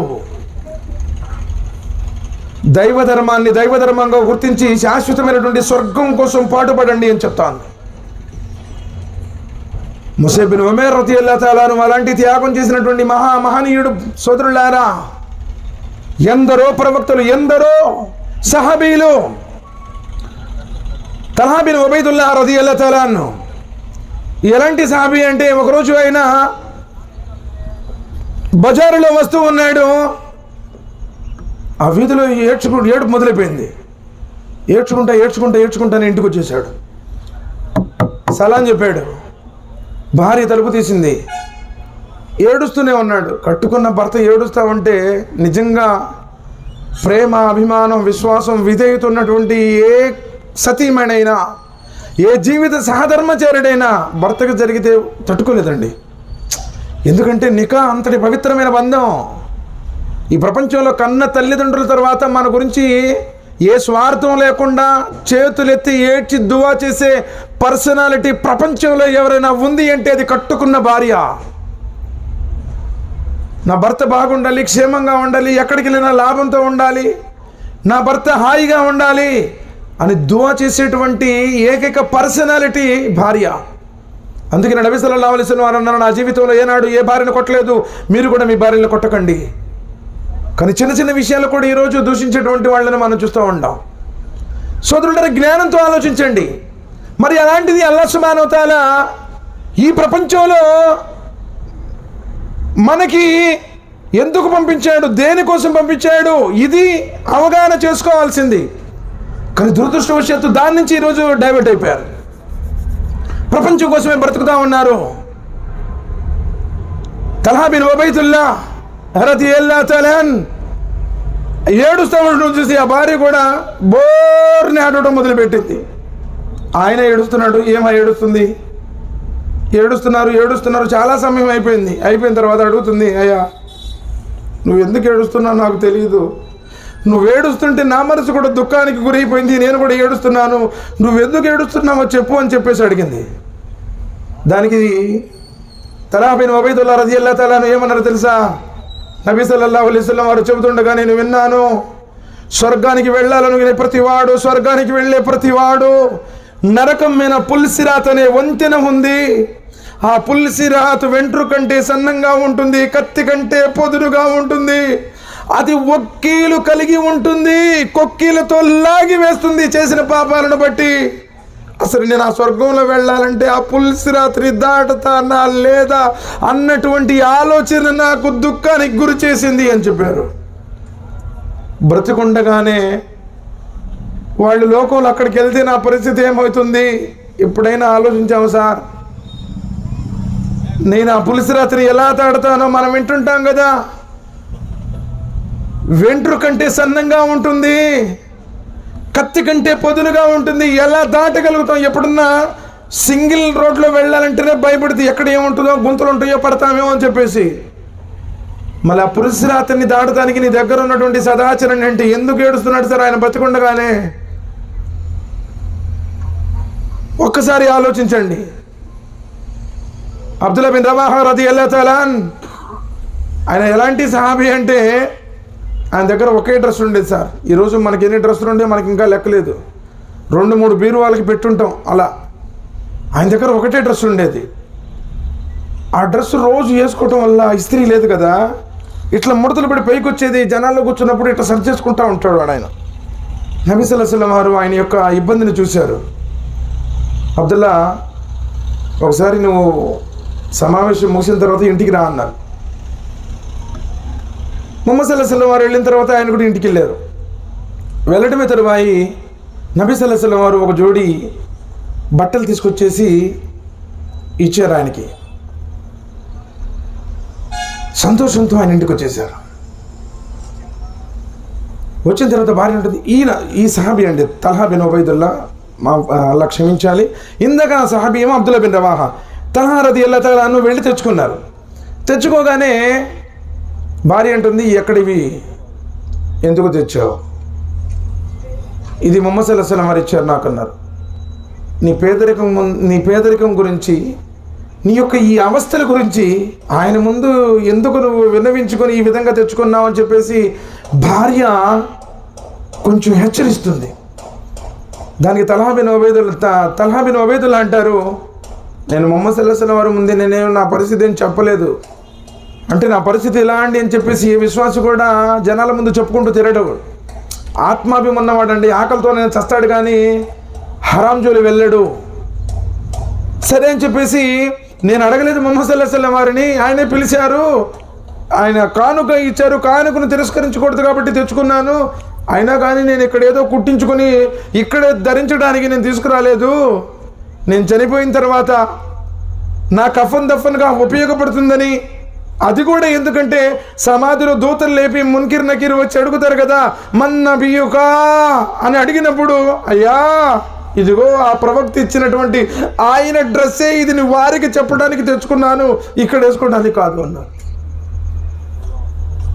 సోదరులారా, ఎక్కడ మన విశ్వాసం? ఒక్కసారి ఆలోచించండి, మన విశ్వాసం ఎక్కడ? అసలు ఈరోజు నిజంగా ముహమ్మద్ సల్లల్లాహు అలైహి వసల్లం మన మధ్య ఉంటే మనల్ని ఆయన సహచరుడుగా చేర్చుకుంటారా? ఎవరికి వాళ్ళు ప్రశ్నించుకోండి అంతే. ఏదో కులాచారంగా బతుకుతున్నాం సార్, మేము ముస్లిమ్స్ అనుకుంటా మనం బ్రతుకుతున్నాం అంతే. అబ్దుల్లా బిన్ హుజాఫా తెలుసు కదా, ఎలాంటి సహాబియో, వీరుడు, ధీరుడు, శూరుడు, వాజానబాహుడు, పరాక్రమశాలి. ఒకసారి రోమ్ యుద్ధంలో వెళ్ళి కొంతమంది సభ్యులతో పాటు బందీగా ఆయన కూడా ఖైదీలో చూపుతాడు. రోమ్ చక్రవర్తి అబ్దుల్లా బిన్ హుజాఫా వారిని చూడగానే ఆయనకి మనసులో కోరిక కలుగుతుంది, ఏమిటి వీరా, ఎలాంటి పరాక్రమము, ఏమిటి ఆ ధైర్యము, ఏమిటి ఆ యొక్క ధీరత్వం, ఏమిటి, ఎలానైనా సరే ఈయన నా అల్లుడుగా చేసుకోవాలనుకుంటాడు. ఎవరో రోమ్ చక్రవర్తి. ఒకే మాట అడుగుతాడు, అబ్దుల్లా, ఒకవేళ నీవు నీ ధర్మాన్ని విడిచిపెట్టేసి కలిమాను ధిక్కరించి నువ్వు క్రైస్తవ్యాన్ని స్వీకరిస్తే నా కూతుర్నిచ్చి పెళ్లి చేస్తాను, ఈ రోమ్ రాజ్యానికి నిన్ను రాజుగా చేస్తాను అంటాడు. అల్లాహ్ సుబ్హానహు వ తఆలా అలాంటి ఆఫర్ నుంచి మనందరినీ కాపాడుగాక. దువా చెప్పండి, ఆమీన్ చెప్పండి. ఎందుకంటే మనం అమ్ముడుపోతామండి, అల్లా క్షమించాలి, అస్తగ్ఫిరుల్లాహ్. అలాంటి పరిస్థితి మనకొద్దు. ఎందుకంటే ఒక సామ్రాజ్యానికి చక్రవర్తి అవుతాడు అని చెప్పి ఆఫర్ ఇచ్చాడు. కానీ అబ్దుల్లా బిన్ హుజాఫా చెప్పినటువంటి మాట ఏంటో తెలుసా? మహారాజా, కనురెప్పపాటు సమయం కూడా నేను కలిమాని విడిచిపెట్టడానికి, ఇస్లాంకి దూరం కావడానికి ఇష్టపడను. కనురెప్పపాటు సమయం కూడా. ఒక రాజు ముందు సత్యాన్ని ప్రకటించడం నిజమైనటువంటి పోరాటం ఉన్నారు నబీ సల్లల్లాహు అలైహి వసల్లం. రాజుకు ఎదురు తిరిగితే తల తీసేస్తాడండి బాబు. ఆయన సామ్రాజ్యంలో, ఆయన అధికారంలో ఉండి ఆయన సమక్షంలో చదువుతున్నటువంటి మాట, కనురెప్పపాటు సమయం కూడా నేను విడిచిపెట్టనయ్యా, కనురెప్పపాటు సమయం కూడా నేను ఇస్లాంని విడిచిపెట్టను. హుజాఫా గుర్తుంచుకో, అతి దారుణంగా చిత్రవదలకు గురి చేసి మరి చంపేస్తా అంటాడు. దేనికైనా సిద్ధం మహారాజా అంటాడు. చేతుల్లో, ముఖం మీద ఎక్కడ పడితే అక్కడ మేకులు కొట్టిస్తాడు. అవసరం లేదు మహారాజా, దేనినే భరిస్తాను అంటాడు. చివరికి ఒక పెద్ద రాగి లేదా వెండి పాత్రను తీసుకొచ్చి బాగా మంటలు పెట్టేస్తాడు. మంటలు పెట్టేసి తనతో పాటు దొరికినటువంటి మిత్ర బృందంలోంచి, ఎవరైతే ఇంకా తనతో పాటు కొంతమంది ముస్లింలు ఉంటారు, వారిలోంచి ఒక వ్యక్తిని తీసుకెళ్ళి ఆ డెక్షలో పడేస్తాడు. రాగి లేదా వెండి యొక్క లక్షణం ఏంటంటే బాగా హీట్ అయిపోయిన తర్వాత ద్రవరూపంలో లాగేస్తుంది. చూస్తూ ఉండగానే అస్థిపంజరం అయిపోతాడండి. మాంసం మొత్తం కూడా కరిగిపోయి అస్థిపంజరం మిగులుతుంది. హుజైఫా, తర్వాత నీదే అంటాడు. సిద్ధం మహారాజా, సైనికులారా పడవేయండి. సైనికులు కూడా హుజైఫా రదియల్లాహు తఆలా అన్ని పడేయడానికి లేపుతారు. కన్నప్పటి నీళ్లు కారుతుంది. ఆపండి, ఆపండి, సైనికులను ఆపండి. ఎందుకు? ఈయన ఉద్దేశం చంపాలని కాదు, ఎలానో కట్ట ఏదో ఒకటి చేసి ఈయన్ని ధర్మం నుంచి మార్పించేసి క్రైస్తవుడైతే తన కూతురునిచ్చి పెళ్లి చేసుకోవాలి, తన అల్లుడు ఇలాంటి వ్యక్తి నా అల్లుడు అని చెప్పుకోవడానికి. అది సార్ టీవీ అంటే అల్హమ్దుల్లాహ్ ఆనాడు సలఫీ యొక్క విధానం అలా ఉండేది. ప్రపంచం సెల్యూట్ కొట్టేది. ఈరోజు మనల్ని చూస్తే కనీసం గౌరవం కూడా ఇవ్వట్లేదు. ఎందుకంటే మన క్యారెక్టర్ అలా అయిపోయింది. బీడీలు తాగేవాళ్ళు, సుట్టలు తాగేవాళ్ళు, పాన్ పరాకులు తినేవాళ్ళు, కైనీళ్ళు నమిలేవాళ్ళు, ఇల్లు అతికితేనేమో అద్దెలు సరిగా ఇవ్వరు, పరిశుభ్రంగా ఉండరు, మాట్లాడే విధానం లేదు. ఇలాంటి దుర్వ్యసనాలతో మన యొక్క కిరదారు ఏదైతే ఉందో దాన్ని టోటల్గా బేస్మట్టం చేసేసాం. అలాంటి శత్రువులు కూడా చూస్తే లేచి సలాం కొట్టేటువంటి వాళ్ళు అలాంటి దర్పణం. ఎందుకంటే వీళ్ళు కరెక్ట్ అయినటువంటి మనుషులు, ఎవరికి అన్యాయం చేయరు, ఎవరికి అని కీడు తలపెట్టరు, నమ్మి ఆశ్రమిస్తే ప్రాణాలను కూడా ఇస్తారు. సోదరులు అలాంటి క్యారెక్టర్ అన్నాడు. సరే అన్నాడు హుజైఫా, దించాడు, ఏడవగానే దించండి అని చెప్పేశాడు. దిగాడు. ఏంటి హుజైఫా, ప్రాణం మీద తీపి పుట్టిందా, మార్పు వచ్చిందనుకుంటా అన్నాడు. లేదు మహారాజా, అలాంటిదేమీ లేదే. అరే ఏడ్చావు కదయ్యా, కన్నీటి పట్టి నేను చూశాను. తీక్షణంగా ఆయన వైపే పరీక్షించి పెట్టి చూస్తా ఉన్నాడు. చూశాను కదయ్యా, ఏడ్చాము. దాని గురించే మహారాజా. ఎందుకు ఏడ్చానంటే ఈ ఒక్క ప్రాణం పోతున్నందుకు నేను ఏడవలేదు. అల్లాహ్ సుబ్హానహు వ తఆలా నా శరీరం మీద ఎన్ని వెంట్రుకలైతే ఉన్నాయో అన్ని ప్రాణాలు ఇచ్చుంటే ఒక్కొక్కటి ఆయన మార్గంలో నేను త్యాగం చేసేవాడిని. కానీ నాకు ఒక్కటే కదా ఉంది, అందుకోసం నాకు ఏడుపు వచ్చింది తప్ప ఈ ఒక్కటి పోతున్నందుకు నేను ఏడవలేదు అన్నాడు. అల్లాహు అక్బర్ కబీరా, సుబ్హానల్లాహ్. ఎక్కడ సరే మన విశ్వాసం? అంతకుముందు ఏం చేశాడు తెలుసు? ఇంకా సరే దించండి, చంపటం ఉద్దేశం కాదు కదా, పెట్టండి చెరసాలలో. బంధించారు. రోజులు గడిచాయి, వారాలు, పక్షాలు, నెలలు గడిచాయి. పచ్చి మంచులు కూడా ఇవ్వాల.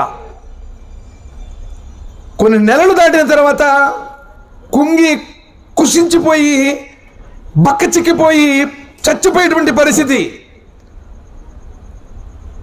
ఎందుకంటే ఎట్లానైనా సరే ఇతనిలో ఉన్నటువంటి ఆ దర్పణాన్ని, ఆ విశ్వాసాన్ని ఆపి కూతురిచ్చి పెళ్లి చేయాలి, రాజ్యానికి రాజు చేయాలి, అది ఇతని కోరిక.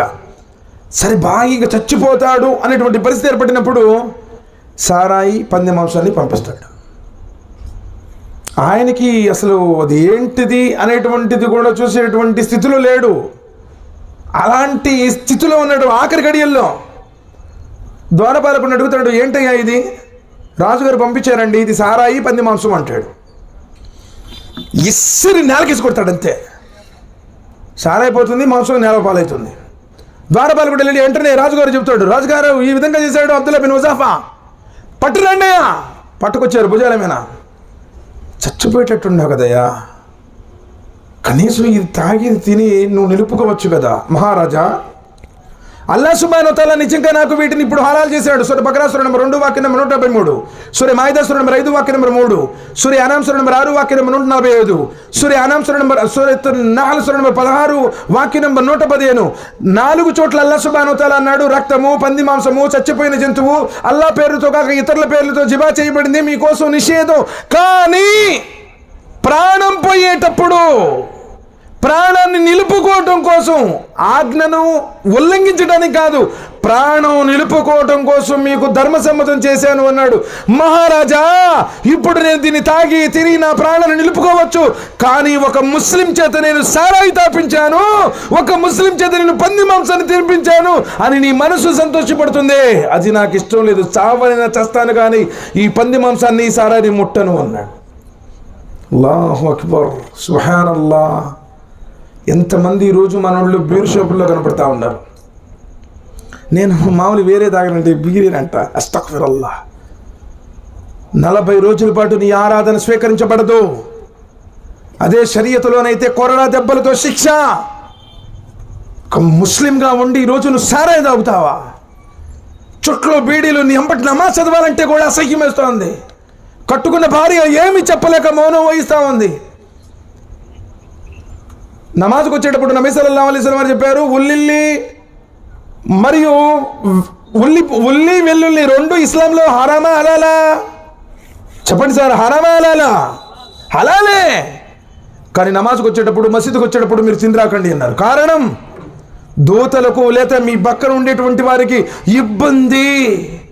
అవాసన, ధర్మసమ్మతమైనటువంటి వస్తువులే ఇతరులకు ఇబ్బంది అయినప్పుడు నబీ సల్లల్లాహు అలైహి వసల్లం వారు మసీదుకు వచ్చేటప్పుడు తినవద్దు అంటే, నిజంగా చుట్టదాగేవాడంటే మాట్లాడటానికి కూడా కంపన వేసిద్ది.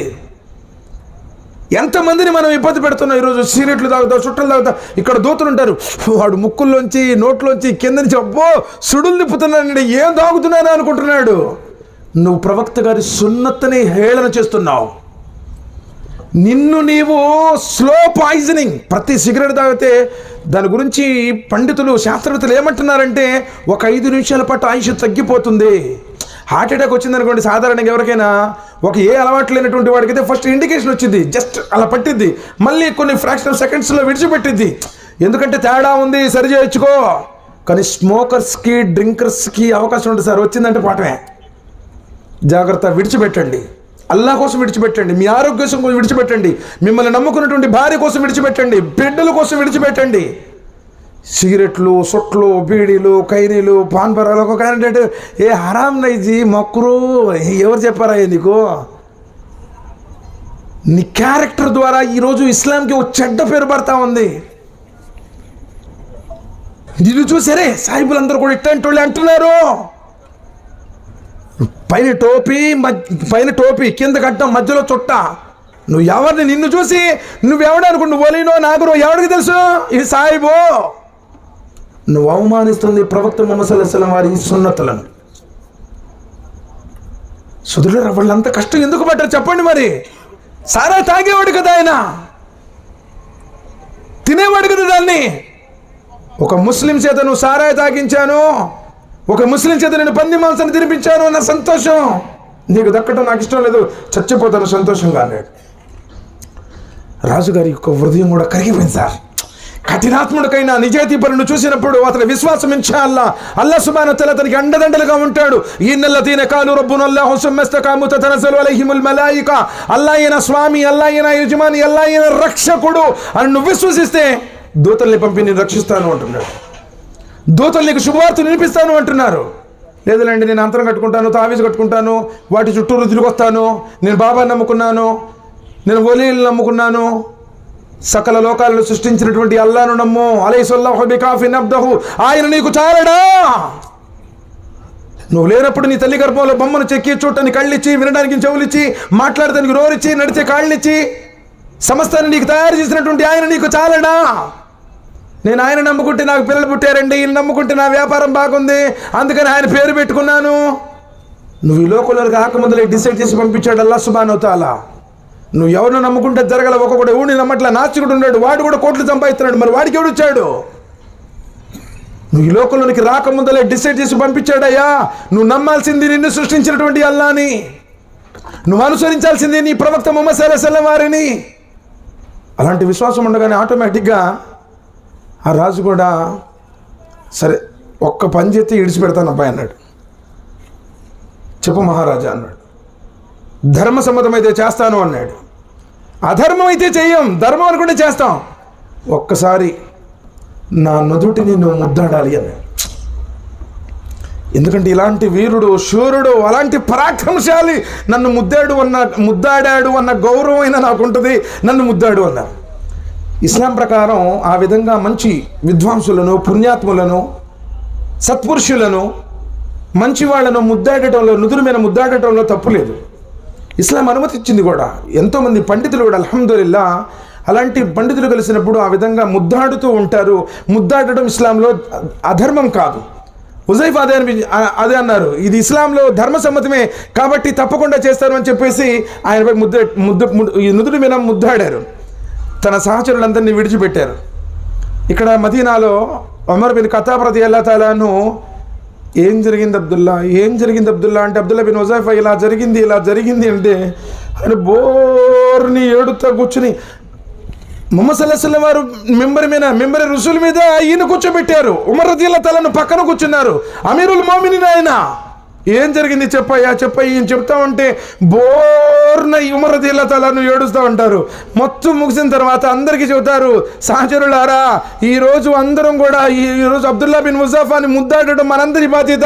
మీరందరూ అబ్దుల్లా బిన్ హుజాఫాని ముద్దాడండి అంటే ఆనాడు సహాబీలందరూ కూడా ముద్దాడారు. సోదరులారా, నిజమైన విశ్వాసం అది, సదాచరణ అది. ఇది ఎప్పుడు వస్తుందంటే నువ్వు హరాంకు దూరంగా ఉంటే అలాంటి విశ్వాసం వస్తుంది. కట్నాలు తీసుకొని, లంచాలు తీసుకొని, మోసాలు చేసి, అబద్ధాలాడి, అప్పులు ఎగ్గొట్టేసి, ఒకడిని కించపరిచి, ఒకడికి అన్యాయం చేసి, ఒకడి ఆస్తిని కొల్లగొట్టి, ఎక్కడెక్కడి నుంచి ఏదో ఒకటి చేసి వాడు ఎప్పటికి కూడా స్థిరంగా ఉండలేడు. వాడి ఆచరణ ద్వారా వాడికి ప్రయోజనం ఉండదు. సోదరులారా, మంచి క్యారెక్టర్ వఇన్నక లఅలా ఖులుఖిన్ అదీమ్. ఓ ముహమ్మద్ సల్లల్లాహు అలైహి వసల్లం, ఈ ప్రపంచంలో అందరికంటే నీవు మహోన్నతమైనటువంటి శీలం కలిగినటువంటి వాడవయ్యా అన్నాడు. సోదరులారా, ఇంకా ఎన్నో విషయాలు ఉన్నాయి.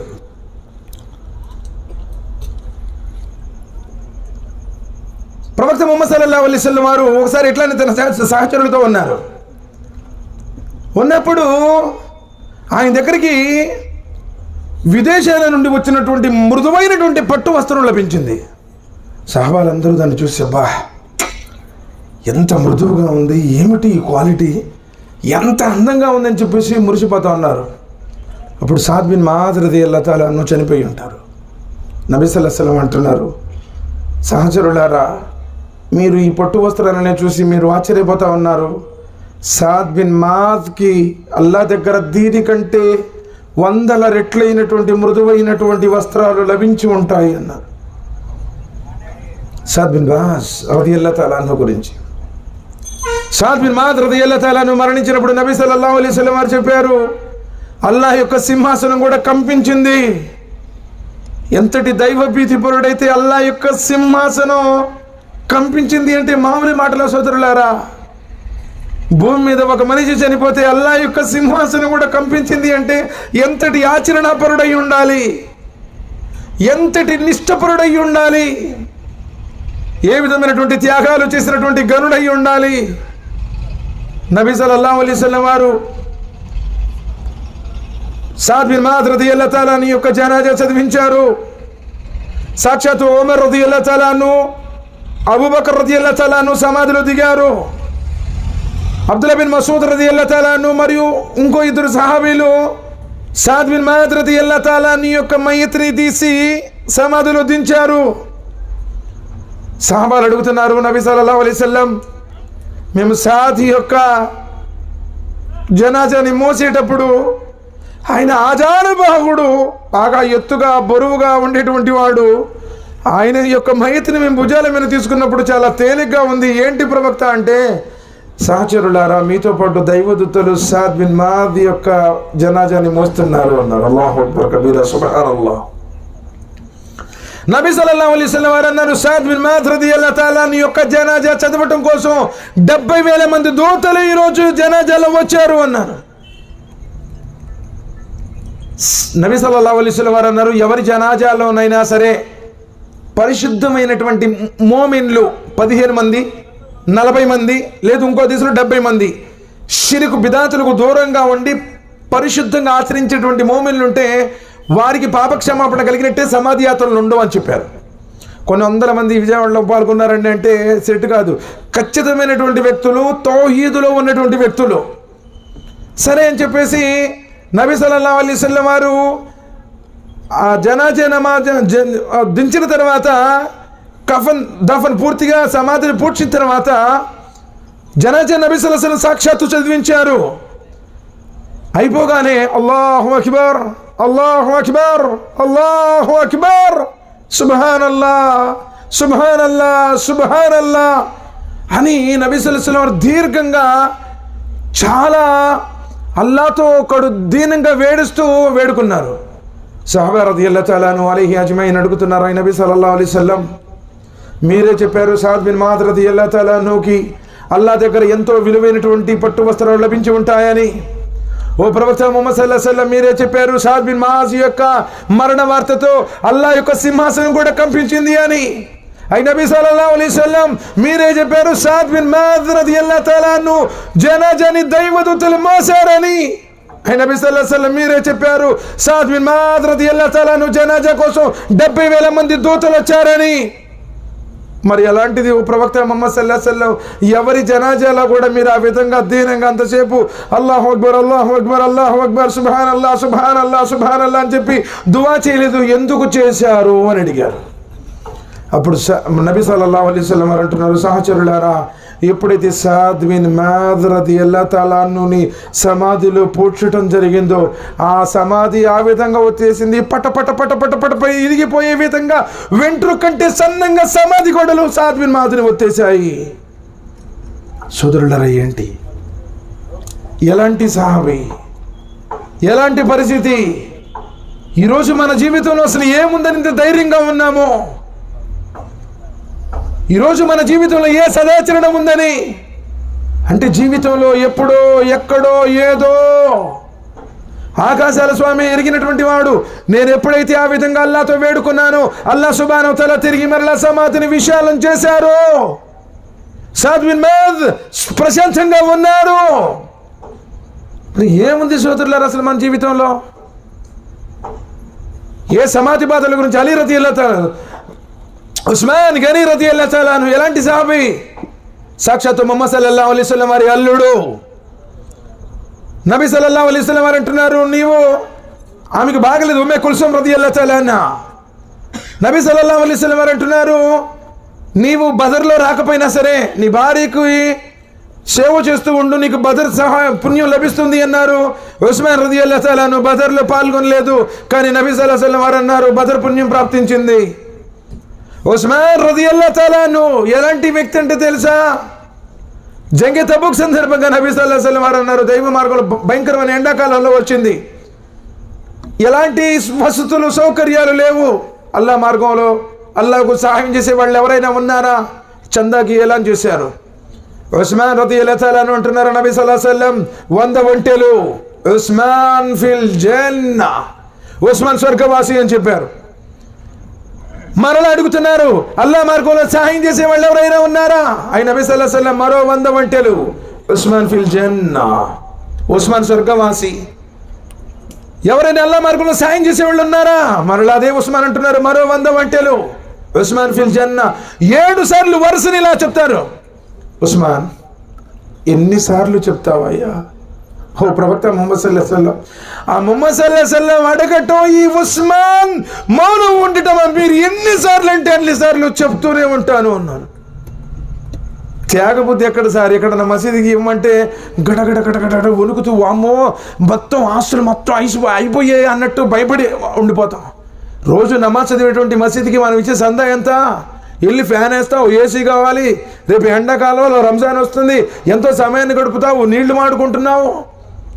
ఆ మసీదు కోసం ఎప్పుడైనా వాళ్ళు ఉండాలి చూసుకుంటారు, మనకెందుకులే అని చెప్పేసి ఓ 10 రూపాయలు వేసి వస్తాడు.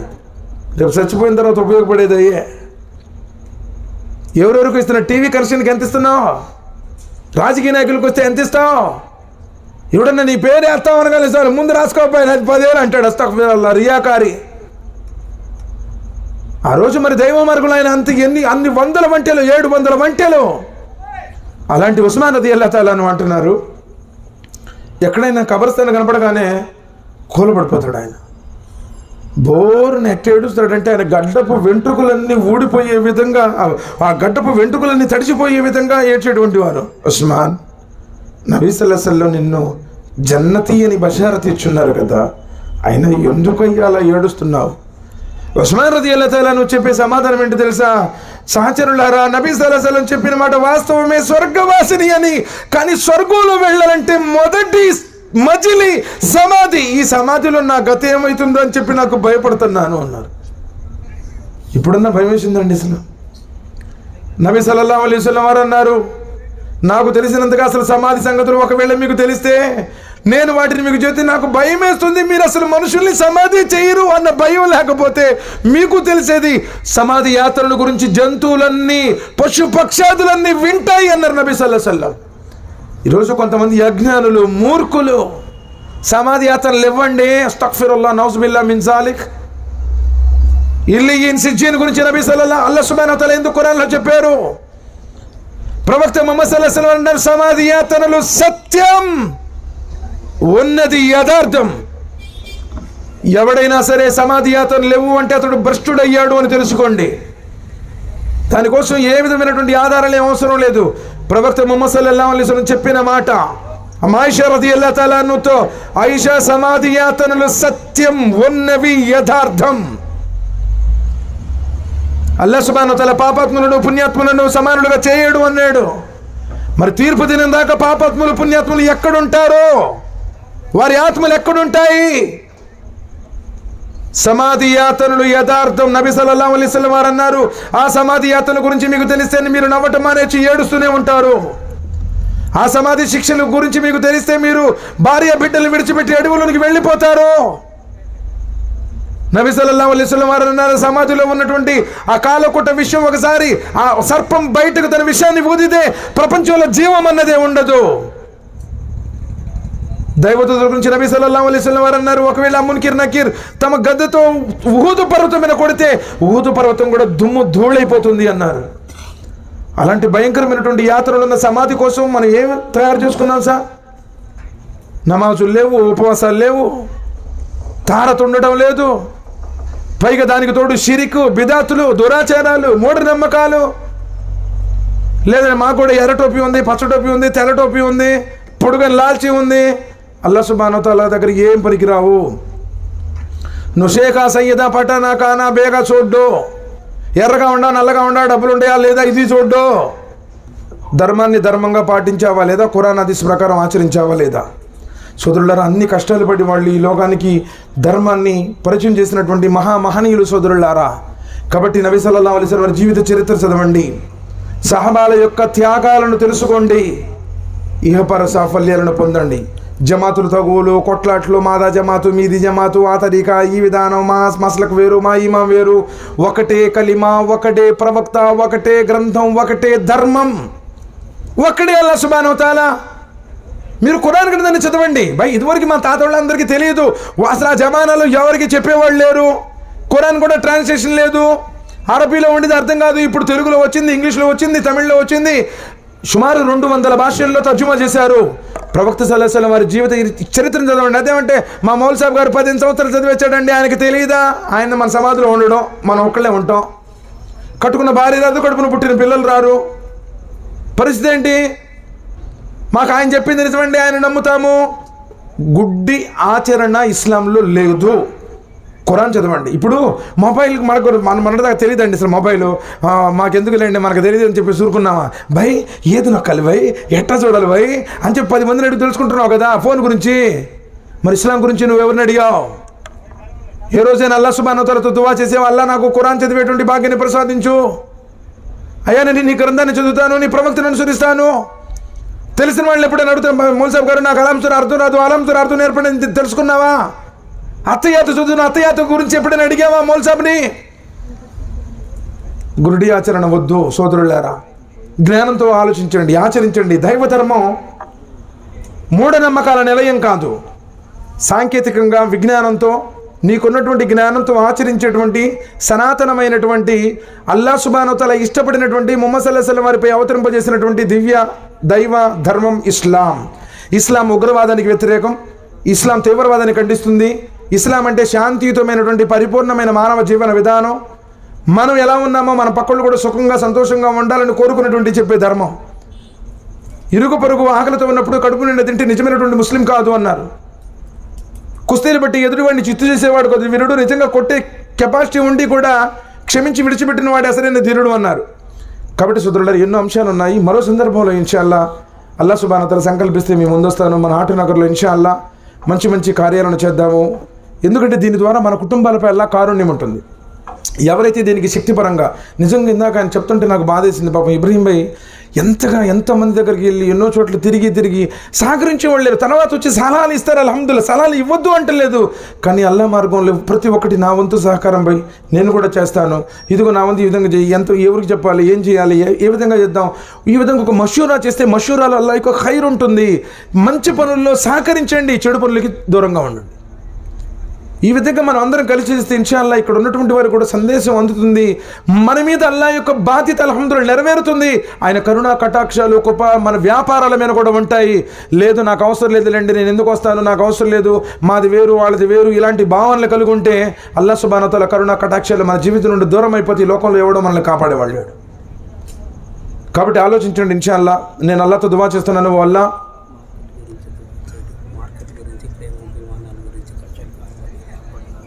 సోదరులారా ఎన్నో విషయాలు ఉన్నాయి, చెప్పుకుంటా పోతే కాలాతీతం అయిపోతుంది. ఇలా చెప్పుకుంటా పోయినా ఏం జరుగుతుందంటే చిన్న ఇటనే ఒక ఆయన చదువుతానండి, పండితుడు చదువుతున్నాడు. ఇప్పుడు పాయసమైనా ఒక గ్లాస్ ఇచ్చి తాగుతారు, 2 గ్లాసులు ఇచ్చి తాగుతారు. తెపాలు ఇచ్చాడు అనుకోండి, ఏమైతే బయటికి కక్కేస్తాడు. ఆయన ఏమిటేసిందిరా అని చెప్పేసి చెబుతా ఉన్నాడు, మొత్తం లేచిపోయారు. లేచిపోయిన తర్వాత ఒకే ఒకడు ముందు కూర్చున్నాడంట, ఒరే గంపెడు రాళ్ళుండి ప్రయోజనం ఏందిరా, రాళ్లలో రత్నం లాంటివి, అసలు నువ్వు నాకు తెలిసిన మొత్తం జ్ఞానం చెబుతానబ్బా, నువ్వు నేర్చుకో అన్నాడంట. అయ్యోరో నువ్వు ఏదో చెబుతా ఉంటే ఇన్ని నేర్చుకుందాను కూర్చోవాలా, ఆ టేబుల్ మీనేసిన బెడ్షీట్ నాది, నువ్వు ఆపెత్తి తీసుకుని పోదామని కూర్చున్నా, లేకపోతే నేను మట్టి కిందుకుంటా అన్నాడట. పాయింట్ అర్థమైందా? ఇప్పుడు కాబట్టి అంతగా ఇబ్బంది పెట్టడం కూడా ఇస్లాంలో లేదు. ఇది కూడా చెప్పేవాడు, ఎందుకంటే ఇస్లాం చాలా సున్నితమైనటువంటి స్ట్రైట్ వే. ఇందులో ఇబ్బందులు కలిగించి జనాలను హక్కులు కొట్టమని లేదు. ప్రేమతో ఉండండి సోదరులారా. పగ కార్పణ్యాలతో సాధించేది ఏం లేదు. పోతే ఏమి సార్, ఎవడొస్తాడు చెప్పండి? సమాధిలో ఒంటరికి వెళ్ళిపోతాం, ఒంటరిగా వచ్చి ఒంటరికి వెళ్ళిపోతాం. కాబట్టి కక్షలో కార్పణ్యాలు, వాడిని ఇచ్చేద్దాం, వాడికి నష్టం చేద్దాం, ఎట్నో కట్ట మనం పైకొద్దాం. నువ్వు ఖచ్చితంగా ఉండు, అల్లా సుబ్హానహు వ తఆలా కరుణ ఉంటుంది, అల్లా సుబ్హానహు వ తఆలా లేపుతాడు. ఆయన లేపాలి అనుకుంటే ఎవడు కూడా ఈ లోపంలో నిన్ను ముంచేవాడు లేడు. కాబట్టి ప్రేమతో ఉండండి, ఆప్యాయతతో ఉండండి, ధర్మానికి కట్టుబడి ఉండండి, హరాంకి దూరంగా ఉండండి. బరకత్తుని మీ కళ్ళలో చూస్తారు, మీ కళ్ళతో చూస్తారు ఇన్షాల్లా. నువ్వేదో ముంచేసి సంపాదిస్తావయ్యా, నీ పిల్లలు రేపు తాగుబోతుళ్ళు అవుతారు, మొత్తం కూడా ఖర్చు పెట్టేస్తాడు వాడు దుర్వ్యసనాలకు బానిస అయిపోతాడు. లేదు ఏ హాస్పిటల్ బిల్లో కట్టేస్తావు, ఎవరినో మోసం చేసేసావనుకో, అది ఏ బిల్లో వచ్చింది అట్టనట్టే వెళ్ళిపోద్ది. కాబట్టి ఎక్కువగా మనం స్నేహంతో, ఆప్యాయతతో, చిరునవ్వుతో పలకరించడం కూడా పుణ్యమే అన్నారయ్యా బాబు. అస్సలాం అలైకుం క్యాబై అచ్చే అంటే ఏం ఖర్చు ఉందండి అందులో? ముఖం ఎప్పుడు సీరియస్గా పెట్టుకోవడం, ఈ చిటపట్లో పటపట్లో ఏదో టైట్గా ఉండడం, ఇది ప్రవక్త గారి విధానం కాదు. మా రోజులు అల్హమ్దులిల్లాహ్ ఉంటాం, ప్రశాంతంగా ఉంటాం, నలుగురితో మంచిగా ఉంటారే, ఫలానా అబ్బాయి చాలా మంచివాడురా, ఇదివరకు ఎట్టబడితే అట్టు ఉంటాడు, కానీ ఇప్పుడు నమాజ్కి వెళ్ళడం మొదలుపెట్టిన తర్వాత నెంబర్ 1గా అయ్యాడు అబ్బాయి. అది అలాంటిది అయితే అల్లాహ్ తఆలా కోరుకుంటాడు. వామ్మో వాడు ఆ గడ్డం పెంచాడు, టోపీ పెట్టుకుని, వాము నువ్వు పచ్చి బూతులు తిడతాడు ఆయన, మొత్తం మోసేవాడు, నువ్వు ఎంత పొడుగు పెంచినా దండగే. దానివల్ల ఏం లేదు, క్యారెక్టర్ కావాలి ఇక్కడ.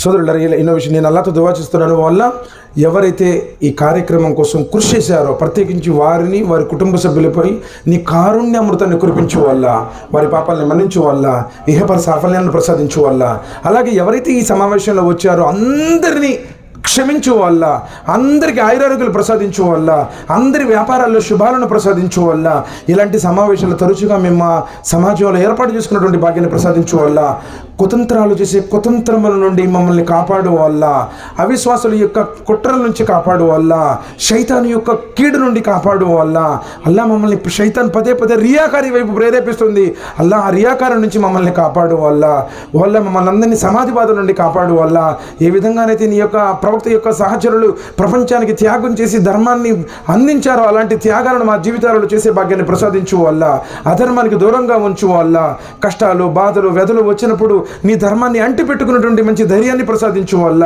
పిరికితనం నుండి కాపాడు వల్ల, పిసినారితనం నుండి మమ్మల్ని కాపాడు వల్ల, మా భార్య బిడ్డల ద్వారా మాకు కంటి చలను ప్రసాదించు వల్ల, షిరుకు బిద్దతుల నుంచి మమ్మల్ని, మా సమాజాన్ని కాపాడు వల్ల, అల్లా సమాధి యాత్ర నుంచి కాపాడు వల్ల, నరకమైన అగ్నిగుండం నుండి మమ్మల్ని కాపాడు వల్ల, అల్లా మేము స్వర్గంలో ప్రవేశించి అల్లా నీ సుందర దివ్య వైభవాన్ని చూసేటువంటి అదృష్టాన్ని మా అందరికీ ప్రసాదించు వల్ల అతి శ్రేష్టమైనటువంటి దైవదూతల సమావేశంలో నన్ను గురించి ప్రస్తావించు వల్ల. ఆమీన్ సుబ్హాన రబ్బిక రబ్బిల్ ఇజ్జతి అమ్మా యసిఫూన్ వస్సలామున్ అలల్ ముర్సలీన్ వల్హమ్దులిల్లాహి రబ్బిల్ ఆలమీన్. ఏదన్నా సందేహాలు ఉంటే అడగండి, నేను పోయిన తర్వాత ఆయన అంతే చెప్తాడన్నారు అనుకోండి, మీరే అల్లా దగ్గర జవాబుదారి. నన్ను అడగండి, తెలిస్తే చెప్తాను, తెలియకపోతే తెలుసుకొని చెబుతాను, పండితులు కూడా ఉన్నారు. అంతేకాని వాళ్ళు అట్నే చెబుతారు అన్నారనుకోండి, మీరే అల్లా దగ్గర జవాబుదారి. దువా చెప్పండి. సుబ్హానకల్లాహుమ్మ వ బిహమ్దిక అష్హదు అల్లా ఇలాహా ఇల్లా అంత వ అస్తగ్ఫిరుక వ అతూబు ఇలైక్.